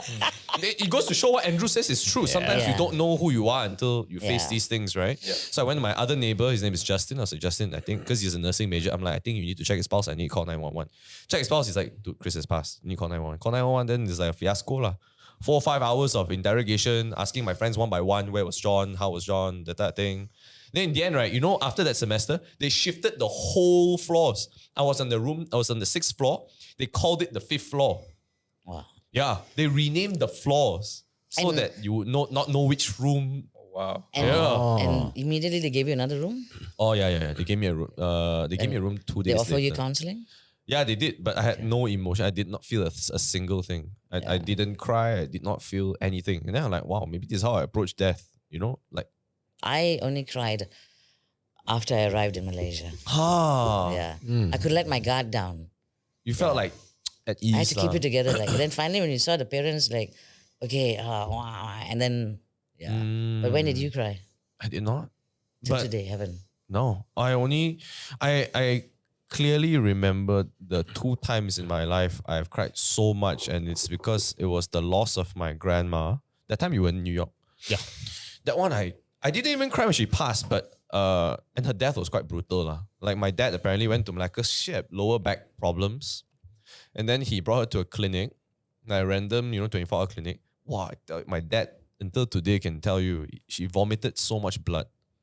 Suddenly just everything, Internally bleeding already? Probably. Yeah. Then the whole clinic was a mess. He carried her, put her in the car, Hospital. start honking emergency light, drove to the hospital. He got to hospital too late already lah. She passed already. So even that, I did not feel a single thing. I was working at the time. My mom gave me a phone call, said, Mama has passed. Then I, oh shit. Then go Malacca. Didn't cry. I saw her, everything, the body, everything. They said it's too brutal. I didn't see the body lah, but they said she's there lah. I only cried when the cremation happened. Yeah. Oh man, I don't know why. It's like a physical detachment. I just Yeah. know she's no longer here. Then the second time is my old neighbor, Auntie Chok, when she passed. That one I cried like mad. I was in Bali for a project and then I found out over the phone. Wow, I cried like crazy. And her death also, so unfortunate. She was traveling with her husband in China, climbing up a mountain or something like that.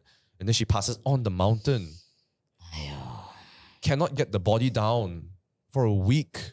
Wow, this is like the Brazilian that fell into the crater. Yeah. Oh, I was following that case and can't imagine what she went through that 4 days. I also don't know. These sort of things. And I feel a lot more empathy for the people around the Yeah. person that passed, Like when my Auntie Chok passed, she was with her husband. And I don't think it would have been easy for him lah, I used to tell him in the traffic department, I said, I always say a prayer for the family of the person that died. The one that's Yeah. living lah. And I would tell him, I said, shame, this wife doesn't know her husband's not coming back today. Kids don't know that the husband's not coming back today. And there's a whole train of thoughts. Yeah. And you just go like, fuck. and you wake up and do it again the next day. It's Yeah. a tough job. Very tough. No, it's a job. Yeah. You know, If you every deem it tough, then it'll be tough. But if you can find the hindsight of it, then I used to love waking up. And like 4:30, Smart Tunnel will call me and say, Chikis lah, tunnel sudah tutup lah, semalam hujan banjir. I said, okay, cool. Then how to roll back and go back to sleep? Kid, wake up, go to work. You know? I'll be in my head, you turn around, you try and sleep, you go like, dude, Kajang and Sramban are so screwed, way. You better wake up and go and tell them to use the lakas or something, you know. So shit like that, like, you know, how to go back to sleep. Cannot, you know it's going to be mayhem. Accident at the Sungai Besi Toll or Smart Tunnel close, finish. Kajang and Sramban, finish. Chaos. Oh my God. Yeah, true lah. It's because the responsibility sits on your shoulders. It's fun though. So we have to divert traffic, Yeah. solutions to people. So like we will know what's happening, right? And we'll just say, okay, all right, we're gonna push it to Lakas, or we're gonna push it to this highway, and maybe the E18. What was the E18 or the E17? That's right. But I have to say Right, though, it's 9. Oh yeah, okay. Yeah. No, yeah, I made them memorize the highway codes as well. Wow. So now when I think highways, I think numbers. Yeah. So then we will divert traffic, and then I'll call the highway and say, listen, this is happening on this highway. We're pushing about, cars, traffic to your highway. Make sure all the toll plazas are functioning. Then you just sit back and watch now. It starts going from red to orange, and traffic starts to die. Then you know people are listening to you. this is so crazy. It feels like a godly power. You know, like you're just watching over KL. Like, I mean, she Take a did, sus. she did fly over KL. yeah, you must have felt like, You're in my control. Sometimes got hangover. do you miss it like now that you're doing filmmaking and all that, or do you still do this and also do filmmaking on the I side? mean, yeah, I do miss it for the, Yeah, I miss the it's the company pressure, it's and the the chase, the chase. adrenaline. That's the one that I Yeah. miss. Because every 15 minutes, you're chasing the next report. Wow. Constantly, you're not just typing the report, you're calling people, you're understanding what's actually happening on the roads. Like, he will tell me like accident here. So I said, okay, I'll call the highway and double check, verify. Once it's cleared, then we word it out. You know those movies about chefs working in a kitchen, how Yes, intensive, chef. like the bear and all that, how intensive that Hands, I said hands. that is like actually in our minds, that's how it is working in traffic, in radio actually. Yeah. Because suddenly you're getting this, then DBK will call and say, hey, got one incident there. All right, you handle KL, we'll handle One Penang. disaster after Yeah, the other. and it'll be a day where, and I think when I come in, I'll tell Haziq, hey, long time we didn't have jumper. Then evening, Chris, masin mulut lah you. Ada jumper dekat bridge. Okay, then someone will deal with Penang Bridge lah. Then you have to monitor, because now it's evening traffic, right? So you have to find out which direction. Mainline bound is always congested in the evening. And so little things like And this. you lah. wanted videos also at the time. So while we're doing traffic Yeah. reports, suddenly we have to set up and do a video as well for social media. Yeah. What would you record? Or you mean you record what was We did security short cam? clips that would go on Twitter at the time, and then just people just Okay. viral it lah or something like that. Yeah. see. Yeah. There was Twitter and then there was FM. Wow.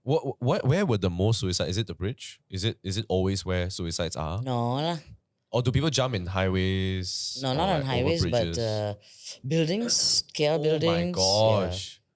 I mean, it does. We get the information, and we don't have to carry it because it's not affecting traffic. You don't need to know. So we just know, like, okay, off Tamantun, this guy just jumped off. It's not affecting the sprint. When it does, but we'll call sprint and say, hey, at a jumper, so monitor traffic. If it starts backing up, let us know. Then that's it. Huh? Is there ever a dull day? A dull day is a good day, man, I think. A dull day is like a public holiday. Lah. Yeah. Yeah. Okay, right.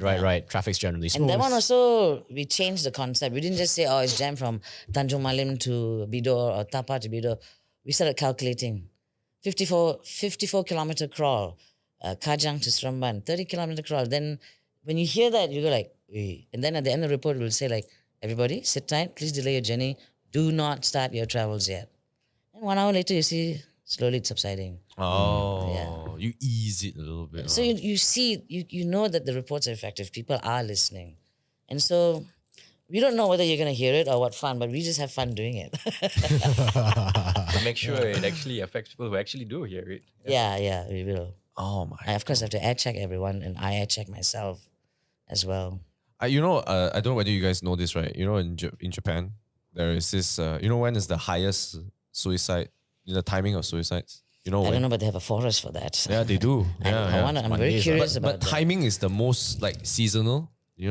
Winter? No, sakura season is the highest. What is sakura? It's like the spring. Cherry blossom. Yeah, Why? because it's so like metaphorically in Japan, it's like Everyone is warm, happy, flowers. Why yeah, right. You But would imagine this to be a winter thing. yeah, you would think, but it's also because after winter, it comes spring, Yeah. and in spring, in the Japanese, what do you call that? What they believe is that the sakura only comes once a week for the whole year, so it's like temporary or like enjoying life at its moment, lah.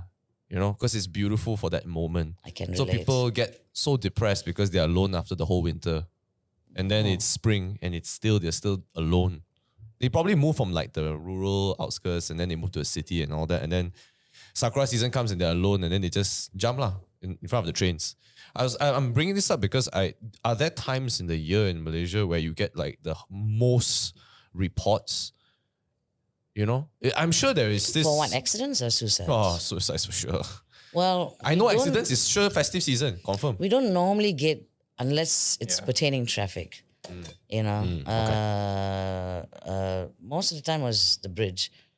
Even only recently on the second on the causeway, I think like two or 3 Causeway, days ago. ah? 2 or 3 days ago, someone jumped off the second link highway or the causeway. That's a new one because that bridge there's no way you can stop. Yeah, man, quite hard, huh? Yeah, but this guy left his car, hazard lights. What the shit? Yeah. No, we don't have a season. Oh, we do. Yes, correct. Yes, World Cup. World Cup. Every 4 years. Bettings. Oh, right. When they lose the money. And Chinese female majority, mainland. Chinese mainland? Yeah, but what? The gender is always female, most of the time female. Even taxi drivers, they stop, woman gets out, jump. The guy is like traumatized. Yeah. Whoa. The So- woman takes a taxi to commit suicide. Yeah. So they call the taxi, hi, but go Those days was the yellow and red taxi lah. So the lady just steps out and jumps over the bridge Yeah, like she casual. just says she wants to take picture, then he stops. Are you? Only the slippers left. He turned around, only the slippers. Then Plus Highway advised me. What a lot of people don't know about the bridge is, from the mid-span of the bridge, if you jump, you'll be dead before you hit the water. Haha. If you're still alive, you will be dead because all your bones will break and pierce your organs. But from the end point of the span of the bridge, the diameter of the concrete underneath is almost a kilometer wide. So if you jump, you're just going to break your legs. That's why a lot of jumpers survive. And the process of when you try and kill yourself and you're still alive, when you're rescued, you're taken to hospital and you're put into a psychological. Oh my God. So now you have two problems. You're in the mental ward and you're not dead. Your first problem still exists and your second new problem now. So every time when you say there's a jumper at kilometer wide, I'm going like, this one probably survived. And then we get from the mid-span, definitely finished. Damn. Yeah. This Penang Bridge lah. Yeah. Yeah, this is Penang Bridge, not the second Penang Bridge, the original, the first one. Wow. So that's why now Crazy. they don't permit people to stop on the bridge anymore. Right. Yeah. for That is this- so wild, man. I've always wanted to stop and take photo. And now that you say that, like I just want to stop and take photo, is so possible. Someone will probably just say this one was going to commit suicide. Police will come, Marine police will come. You exit the bridge, they'll say, "Hey, come here. Did you try? Oh bang, saya mau ambil gambar." Finish. Do not stop, dude. Yeah. Wow. Yeah. Oh my God, man. This is so much to absorb. I know we diverged so much from the. Original topic, but I know. I always knew it was going to happen today. with us, it's always like that. It's just like, whoa, stories after stories. My job is too mundane lah. Shit lah. It's quite crazy, right? To know so much about these things also. I don't know how to process so much, man, in this. I think the entire country never knew what we did in the background. Never. I don't think I expected to do this podcast today, finding out that this thing existed also lah. there were times where I was affected, like 5 in a car, head on, 10 people dead, bus went down Gintings. When there's like a large group, or there was a time when a car hit into, no, yeah, it hit a trailer in front and a van came and smashed into the car. So the car went under the trailer. Oh shit lah, pancake lah. Yeah. So then when they lifted out, it was a couple. And of course, they didn't make it. And so they were cleaning up. And after they removed the car, there was a baby as well. Oh that, man. That shattered me, you know. The other time I was on the Sprint Highway. It was a shepherd got knocked down.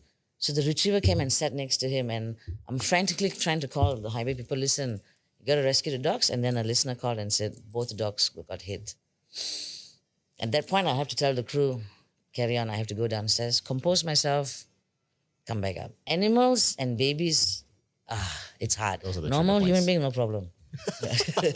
Brain matter on the dashboard, no problem. You've seen too much of the ugly side of humanity. Yeah, It's yeah. the animals and the babies who are completely these are innocent. innocent. Yeah, naive, pure. Aiyo. Oh my god lah. I don't know. Hey, It's so much. can I take you out for a drink tonight? And cheer you up a bit? Oh my god. Go Yamcha. yeah, I'm But you were saying the shepherd was already passed and the retriever was just looking at it? Yeah, the retriever came to wake it up. Aiyo. Yeah, that's Those are the exactly how I worst, felt. That's the worst. Yeah. And we can see it, you know. So then when I called the highway, they said, sorry, Priscilla, dua pun. I said, jumpa tak owner. So owner came out, also came. How to cross the road? It's a highway way. Which highway? It was the Sprint. Uh, Another one I'll never forget was she's a A1 student, musician, studying music in Cyber, Putrajaya, staying somewhere along the LDP. She was going, that night was a performance at the Philharmonic. wow. So she was going to meet up with some of the people that were playing, but she was on the LDP. As she was heading towards Putrajaya, a dump truck had an accident and flipped over and landed on top of her. And I remember watching that CCTV footage of the mother coming and screaming and crying and looking at the car was completely smashed. And then the story came out. She was actually going to perform at the Philharmonic that night. And that was the day we pushed for trucks and this banning of heavy vehicles between 6 Wow. to... Took me about 5 to 6 years to get that done. Wow. The hazard lights took me 7 years.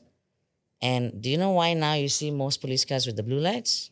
Is it to make it more obvious that they are there? Just the presence. Yeah. Yeah. Because when you see the blue light, You feel, stop. yeah, it's just Stop. like, Yeah. oh. That took me about 3 years. And suddenly it worked. So it's nice to see after, 28 years, there'll always be one idiot driving with the hazard lights. Yeah, I don't It's know a why. given. Yeah. That one, And to see that it's actually functioning and working, and to see that there's no heavy vehicles now between 6 and 8 or 9. I wouldn't say no, but I would say a lot less because I still see guys Yeah, like yeah, that. I don't know why. So you can always lah. call in and, we would set traps. Duta Toll, KL Sramban Toll, Singapore Toll. That's the exit and entry point of going out to the north and south. So we set traps there, So call the highways. Those days you can call me. I'll just, but it's nice to see that there's no heavy vehicles. And then when I do see them, I'm like, oh yeah, it is 11 o'clock. They have the right of way. But it's nice to see that not many people are dying from accidents with trucks, but now it's quite worrying that buses are going down. And this is a cycle. Every 5 years, you'll have like a spate of buses and bus crashes, and then everyone steps up and start doing their work from JPJ to PDRM to all the It's like starts to, agencies. the machine starts to... And then after 5 years, everyone is like, then we'll start again. So this is all a cycle. Which highway so far is the one that you see the most? Federal highway? Federal. Federal highway between Isn't Shangham it and Klang. that one where it's on the way to Cherating? What's that called? Kara Highway? Karak, yeah. That is, so Yeah. when you get onto the Karak, the first toll is the Gombak toll. The next toll is the Bentong toll, and the last toll is the Karak toll. This is if you're heading towards the East Coast. Yeah. That highway is called the...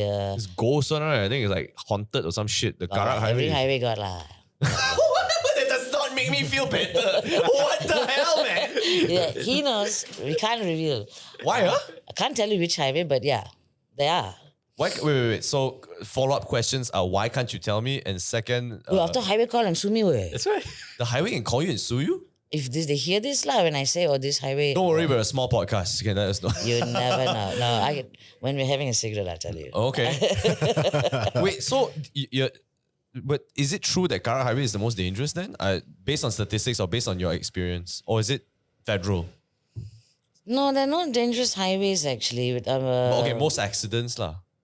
Probably federal because of the volume of traffic. I think more on the trunk roads that you don't read about. Trunk yeah. roads Yeah, the JKR roads where it's one lane. Right, because people are trying to cut. Yeah. So we have the most beautiful highways and the cheapest toll in Southeast Asia. Oh man. You cannot get lost in Malaysia. You'll either see Kuala Lumpur or Johor Bahru. That's true. Yeah, the That's green true. signboard. You can't get lost. So the highways are the ones that maintain the cleanliness and the smoothness of it. Once you get off and you go into the federal roads, Then a bit. yeah. So that's when you've got patches on the side and unevenness. And one guy, motorcyclist, falls down, a car smashes into him, or trying to overtake. So it's always the trunk roads. That's Yeah. true lah. They're quite Yeah. narrow. With highways was always easier. If there's any problem, you can just call them and then they'll Yeah. sort it out. And it'll be something like, like I had a case where this guy parked on the southbound route, crossed the highway, and then crossed to the Nilai rest area to buy a drink. And while crossing back, he got whacked, and then 7 cars. 7 cars. So It's dark, I'm assuming, right? yeah, it was like 6 and 5:30 in the morning, and so of course you as a driver, which idiot crosses the highway? Yeah, you'll never see it coming. There's another rest area on the opposite highway. That's why. So we had, looking at the video, it was about at least 1 kilometer of Wow. Scattered on stuff the lah. that needed to be cleaned up, and so that's how we gauge, and from that we can tell it's going to be a 2 to 5 hour delay, or that's why we have to view the situation. Once we know what's happening, and once the highway tells us, okay, in order to clean this up, we've got to close the other side as well, right lane northbound, so we're going to close right lane southbound as well. So now that's when the convergence happened, and then the Bottleneck. yeah. So we're here to serve 10,000 people stuck at the back. Oh my gosh, Yeah. man. And also got one uncle one day called and scolded me. You tell us don't slow down and look. Of course I have the right to slow down and look, 1 hour I sit in the jam. I have the right. I was like, okay. So then I started telling people, up ahead there's been a fatality. Please pull out. Or then I call the highways, ask them to open the barrier and can make U-turn. I think it's fair lah. Then Yeah. we don't But need that to, also got problem. Because you stuck. toll ma, Yeah. they want the money. Oh. Yeah. So then I said, listen, it's a 10-hour delay. What are you going to do with this 20-kilometer crawl? Yeah, man. Then have to call the high authorities, and then, yeah. So my job immediately is go there and tell them, listen, this is what's happening. 3-car pile up, we got a few fatalities, expect a 5-hour delay. Everybody start exiting at this other exit. Actually, it's better you do that lah. I've been stuck in a 13-hour jam before. I want to. Oh my god! I don't even know what to do. I can't stop anywhere. Yeah. It was Chinese New Year. Yeah, It was from Alostar to KL. Oh my lord, man! What time did you leave the house? No, it was. This is so stupid lah. I had to deliver something for a stupid job. Okay, Okay. and they don't allow me to fly to deliver the items. They must hand deliver. I'm like, are you fucking serious? They're like, yeah, must hand deliver. Because it's for a contest, so they don't want it to be jeopardized, the entries. Yeah. So I have to drive all the way there. I left in the morning at around, I want to say 3:34 a.m. Yeah, my mom and I went. We reached at around 9 a.m. And it was Chinese New Year, it was a Chinese New Year contest, so it needs to be announced. Reached there at 9 a.m. and then we do the work and then we're done at 12. The worst time to leave. I know, man. And then my mom and I were so hungry. We're like, we're just gonna eat something quick, and then we chow. Bad idea. So we left at 1 or 1:30 p.m. Even worse. Yeah, man. Everybody did the same thing, had lunch and started moving on. Yeah. But if you know what's even now that I look at it, luckily I ate something because I didn't eat until it was 9 p.m. Yeah. At Tanjong Malim. Can you imagine? Like from freaking, oh my And God. guarantee you, Bido and Tapa was full. Rest area. I can't even, right? You know the main highway, right? North-South highway, right? To go into the rest stop, Jam already. it's jam. Yeah. The side of the rest stop is double park. And double park, it's not by the road, it's double park and people sleeping. Correct. I've seen this from the helicopter. How? And this was, they were going to Buka Puasa.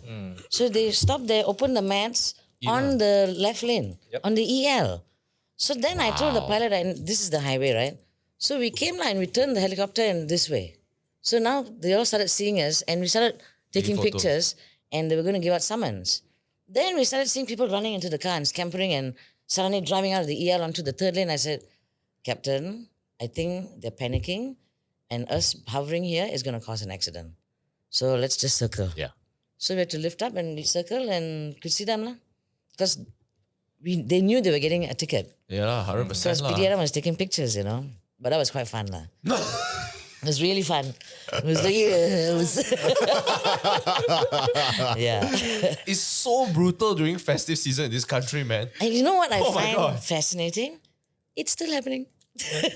28 years of As much reporting. as we try to educate people. It is still happening. So I think nowadays people go with, now you can have this special equipment to pee in a bottle. Oh, yeah? So now I think even people go siap with picnic bags, sandwiches. Yeah, the whole 9 You yards. can pee in the bag now?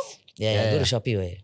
Can. Even women also got. There's a specific tool for women. Yeah. Ching, ching. Men anywhere, right? But women, there's a specific Yeah. tool. Wow, how the fuck does that work, man? Get caught in a traffic jam. Then it'll work. Add on a bit of desperation, it'll definitely work. Correct. I once tried to pee in a bottle during the traffic jam, right? Wow, bottle filled up so fast, man. Walao eh. Got I big fucking bladder. potong, right? I was like, oh, they have to find another bottle. Like, oh my God. This one is 1.5 Coke bottle or the small one? No, it's 500 ml. It was a bad mistake, but I was desperate, man. Oh Yeah. my God. My grandma once told me that she was like, last time, I don't care one. Yeah. I pee only. She have Just fuck pampers. it only. She hit the fuck it button, Wow. Yeah, she was like, stuck in traffic, but I don't stop. Fuck it, pee in the car.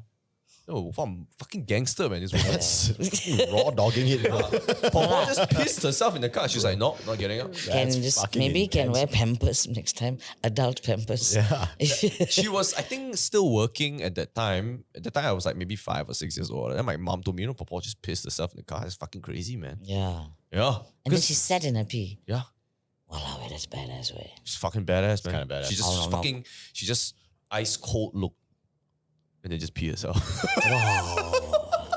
I would badass. literally never. Get in the car. No, I would literally never. Fucking hell, the But she's a savage, lah. My grandma. Never say never. Huh? That's true, lah.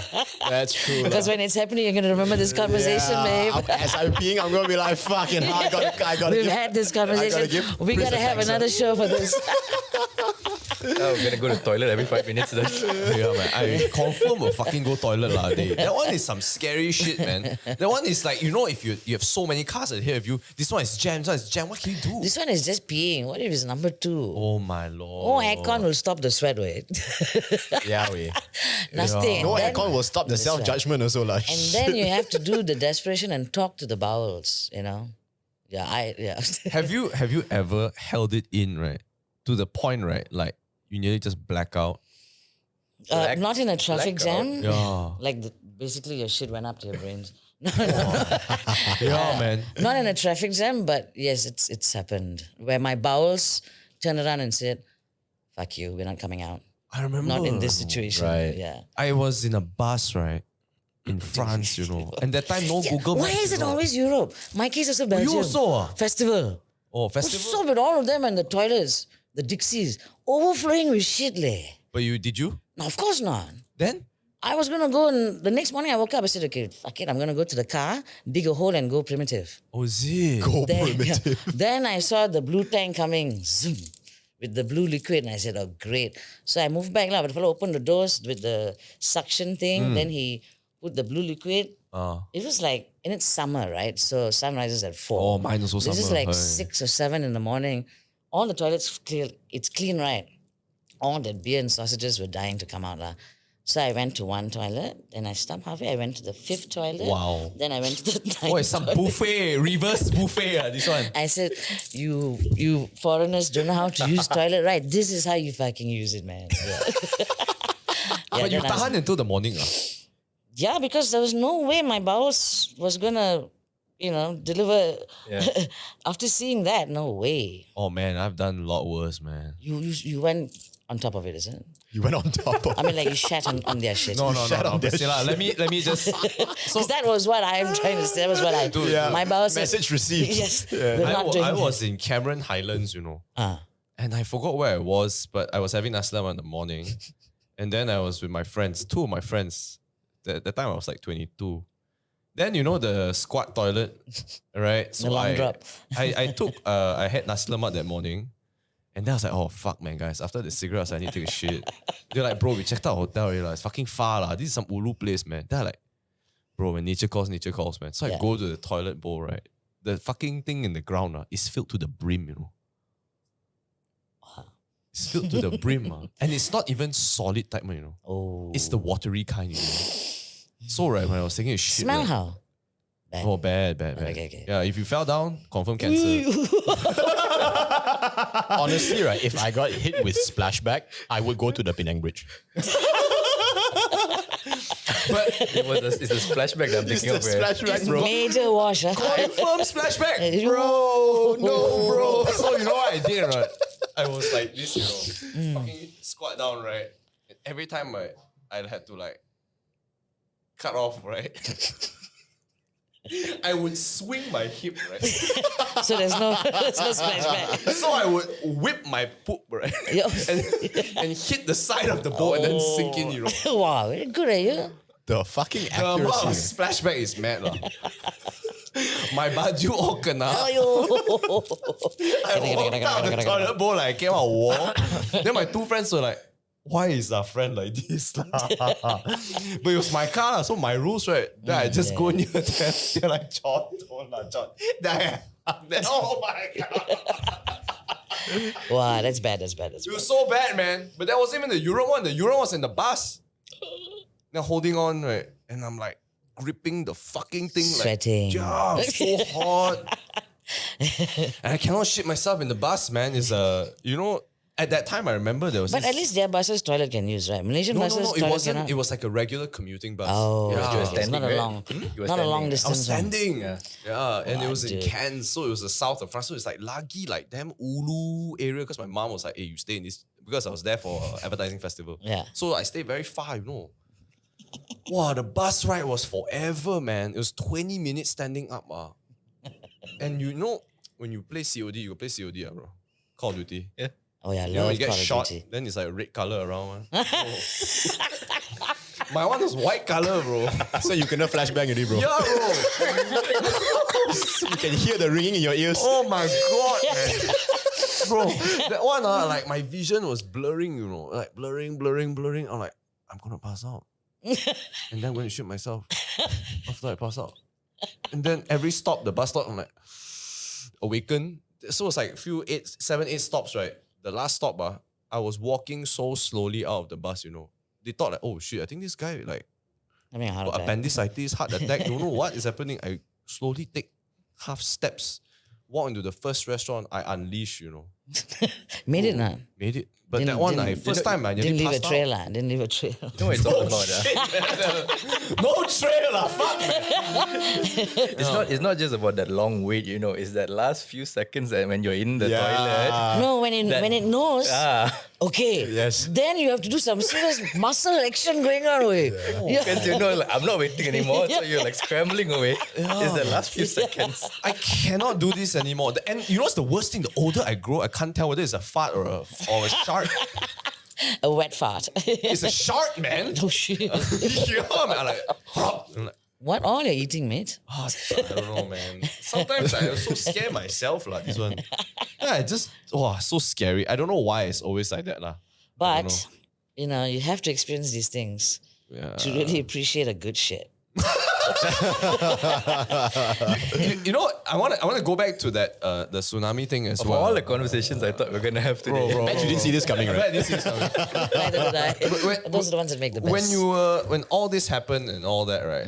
And it was such chaos, such destruction, and all that, right? I'm sure also at that time, a lot of infrastructure all gone lah. Oh, of course. How long were you there after? 48 hours. Then how'd you get 26, out? Oh, a bunch of foreigners who Are happened you allowed be- to say? You can say that, but you Oh want to? yeah, yeah. I forgot. Cannot tell you. Sorry, you have to watch a documentary. Well, she's here right now, so obviously she survived. She got Yeah. back. So No, but like, how did you? So 48 hours. Yeah. A local gave me a place to stay and a few other foreigners, and then I met up with some journalists. They gave me a ride to Colombo, Damn. and that's when you really see how far the destruction went in, because their bodies wrapped in white cloth on the side of the road, Oh man. and the destruction of the houses was almost 10 kilometers inland. Oh my Yeah. god. And treatment wise, because you said you drowned and all that. Treatment all. No, lah, you're in shock, no pain, ma. only when you came back, only right? Yeah, I mean, when I was there, the people, some of the foreigners were giving like some Remedy. Yeah, I had gashes here, on my back, on my stomach. But now all my earrings had folded into my earlobes. Yeah, that's all the studs were folded into. This was found while we were going to the rummage of the area, and the caretaker, he said, "Ma'am, your glasses." And I said, "Wow, I can't take glare." So I put it on and continue searching for things. These glasses survived the tsunami. Can I see that? Wow. Wow, man. You know, I got it in 1994 or 93. It's more than 30 odd years old. It's older than me, man. Fucking hell. Yeah, very sentimental to me. was this on you? And Yeah, no, it was 9:30 in the morning. No, we didn't have time to put it on. No. It through all the rubble, it was just there. Yeah. I don't know how to feel about these things. Sometimes when life sets in, then when you know Oh no, these one things. day when it's my time, I have a lot of questions with God. Or some jack maybe. First thing I'm gonna go like, what the fuck, dude? What were you thinking? Then see what he says. Yeah. But until then, you just be thankful that you woke up this morning, you're still alive. Are there things that you did not mention in the documentary that you want to mention? Like context-wise or stuff like that. Like, I'm sure there are things that I feel like after maybe post-edit, you guys go through the entire thing already. There are things like, fuck, I should have said that, I should have added this. Did you? Are there any things I that mean, you... There were plenty of hours of interviews that we didn't end up using, Yeah. which probably we can use in the future or whatnot. But the story that we pieced together was, in fact, the most coherent or most, Yeah. put together to tell the story that we wanted to do. No, I was very bare and open. I told them everything. And they did a remarkable job in bringing that story to you. Yeah. I'm very proud of the crew. Because the reason why I asked this question is also because this podcast has no filter. You can say fuck, you can talk about anything you want Of to talk course, about. But I know clearly. that when you talk about film and cinema and all that in Malaysia, I know the censorship is somewhat a bit grey. Sometimes it's allowed, sometimes it's not. Sometimes you go and watch Deadpool, they censor the word motherfucker, but they don't censor the word fucker, and you're like, The mother is the problem, bro. Yeah. So I know there are instances in which like things are I would say cherry picked as to what is censored and what is not. So Was there's anything censored? anything that you Not really, because we are independent. Yeah. You don't really have to abide by Oh, I all those see. things. But except for this upcoming festival, it had to go through censorship. Mm. But I can see right now, there was not a lot of censorship. It was just like 1 or 2 F words and all that lah. Yeah. But okay. the whole cut was still there. Yeah. Yeah.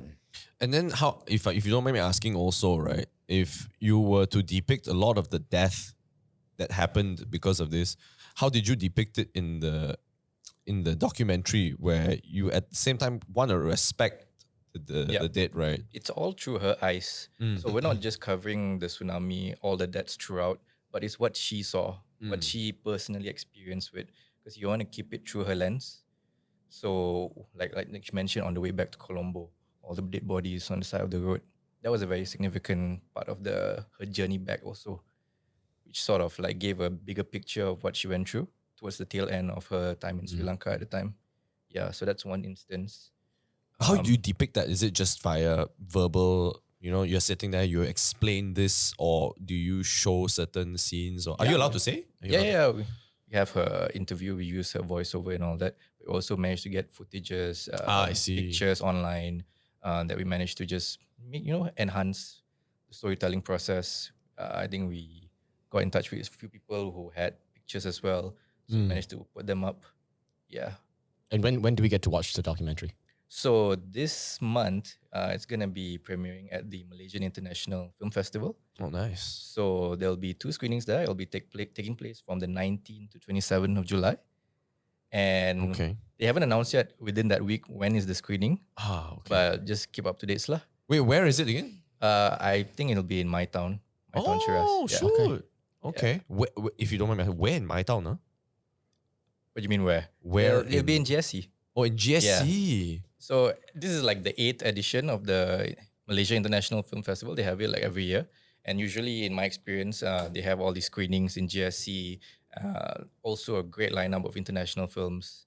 And then Nice. for us, we got it in a new section. It's called Manifesto, which is a program that they sort of curate for new, fresh documentary that they can get live. So it was us, The Tides Will Decide, and also another documentary called From Island to Island. From So those- Taiwan. Yeah. And this is the first time this category has been created by MIFF to highlight individuals, their journeys, their resilience, their unspoken stories, basically. Wow. Wait, so from island to island is about Taiwan and No, it's a Taiwanese Oh, it's a documentary. Taiwanese documentary. From what I've read, it was a documentary about Taiwan under the Japanese rule. Oh, during World War II. Shoot. So that'll be interesting to watch actually. Yeah. Shout out to them. Wow, crazy. I just came back from Taiwan. It was my first time there and I found it so interesting. So many Japanese elements. I'm like, wow, it's almost as I'm there, but at the same time, everybody's speaking Mandarin. Wow. Quite strange. Very friendly people, very nice. Very warm people. Nice, yeah. Yeah. Taiwan. So is that kind of stories like that kind of documentaries that they've picked and curated for this year? And it'll be the first time that they'll do something like this. Yeah. So it'll be great to sort of pioneer that sort of category for them. Quite crazy lah. You know, when I was younger, I always thought that I've wanted to go into movies, storytelling, stuff like that. And then reality got real when my dad told me you don't really earn a lot of money from it. Then he just like, you know what, just go be an accountant. That type of thing. I'm like, I'm not going to be an accountant, Dad. Yeah. You know, I went to advertising and then I thought stories could happen there. No, it doesn't really happen there. Client just tells you what to do. So I find it so inspiring when I find people who actually like stick to that shit and then actually commit. I was very lucky actually because I got to meet Faiz Productions. It was the production company that actually did this documentary. Oh. 2 brothers, Iskandar and Faisal Azizuddin, they actually did a whole bunch of projects, low budget independent projects, sort of like stuck to their guns. And when Priscilla came to me with this project, I just knew that I had to contact them. Lah. They will be the best people to do this. When I met them in end of 23, right? I think it was January. Before I went to Yes, sir. Norway, yeah. Before I went to Norway, I think. Yeah, So yeah, maybe early January 23. And the brothers, 24. 24, yeah. And the brothers, when I told them the story, of course, the jaws were on the ground, and I didn't just tell them about the tsunami. I told them in general what has happened to me in my life. And then I think it was Iskandar that said, we want to focus on the tsunami. And there were many documentaries about the tsunami, but there's never been one about anyone 20 years later and how they have progressed Yeah. with life or what's happening in their life. And so when he told me that was the point of view that they were coming from, I said, yeah, let's do this, you know. Actually, quite unique now that you say that. I recently made a road trip from Kobe to Hiroshima just early this year. And I've always wanted to go to Hiroshima because I wanted to see what it's like post Yeah. bombing, you know. Yeah. Like what would a city look like and what would they talk about after that? And I've always had it on my bucket list, but I was like, one day lah. So this year was the year I did it. And when you go there, right, there's this eerie sense of like, this place was just leveled at one point. Yeah. And there is a part of the city where they purposely, with Left it, intention, of they course. left it. You have to.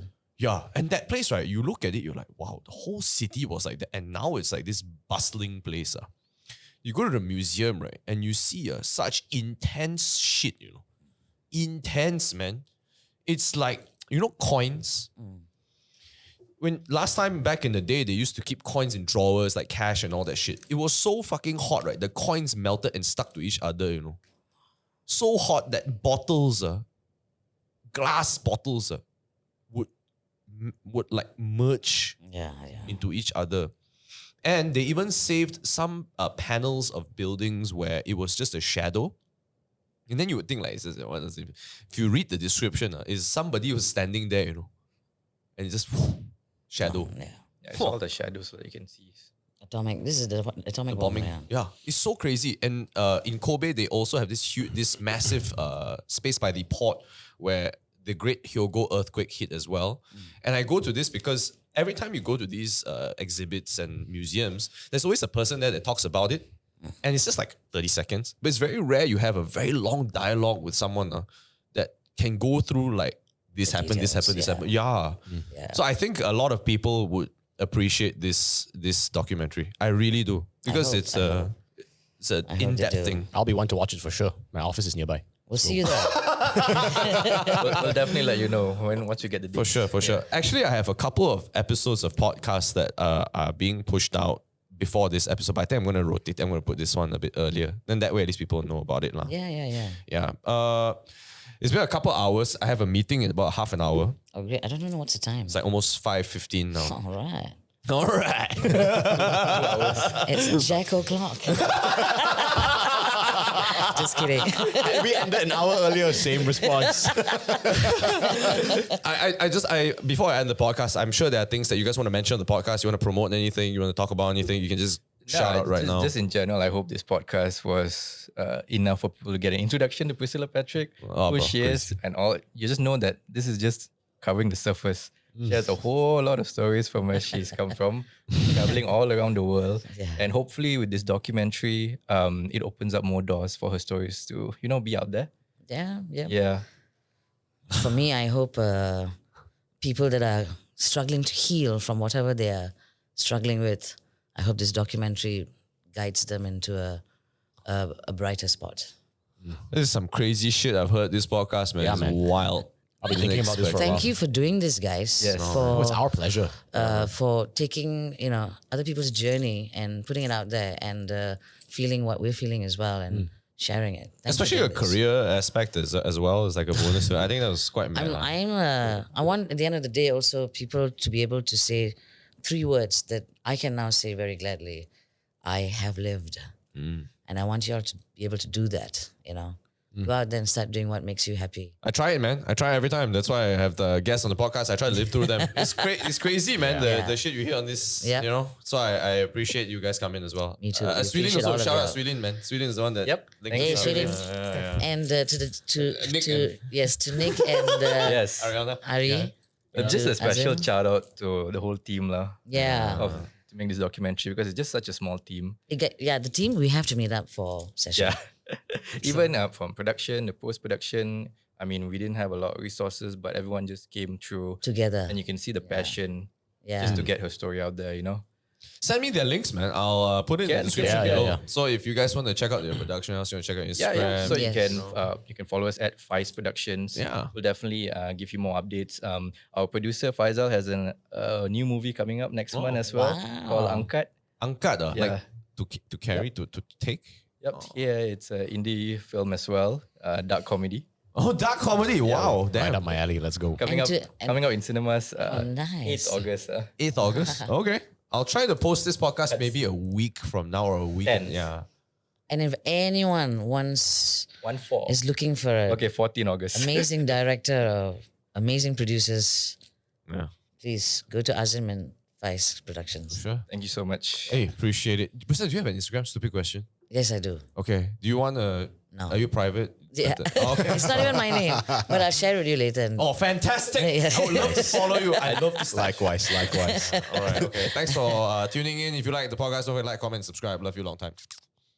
Oh, that was crazy.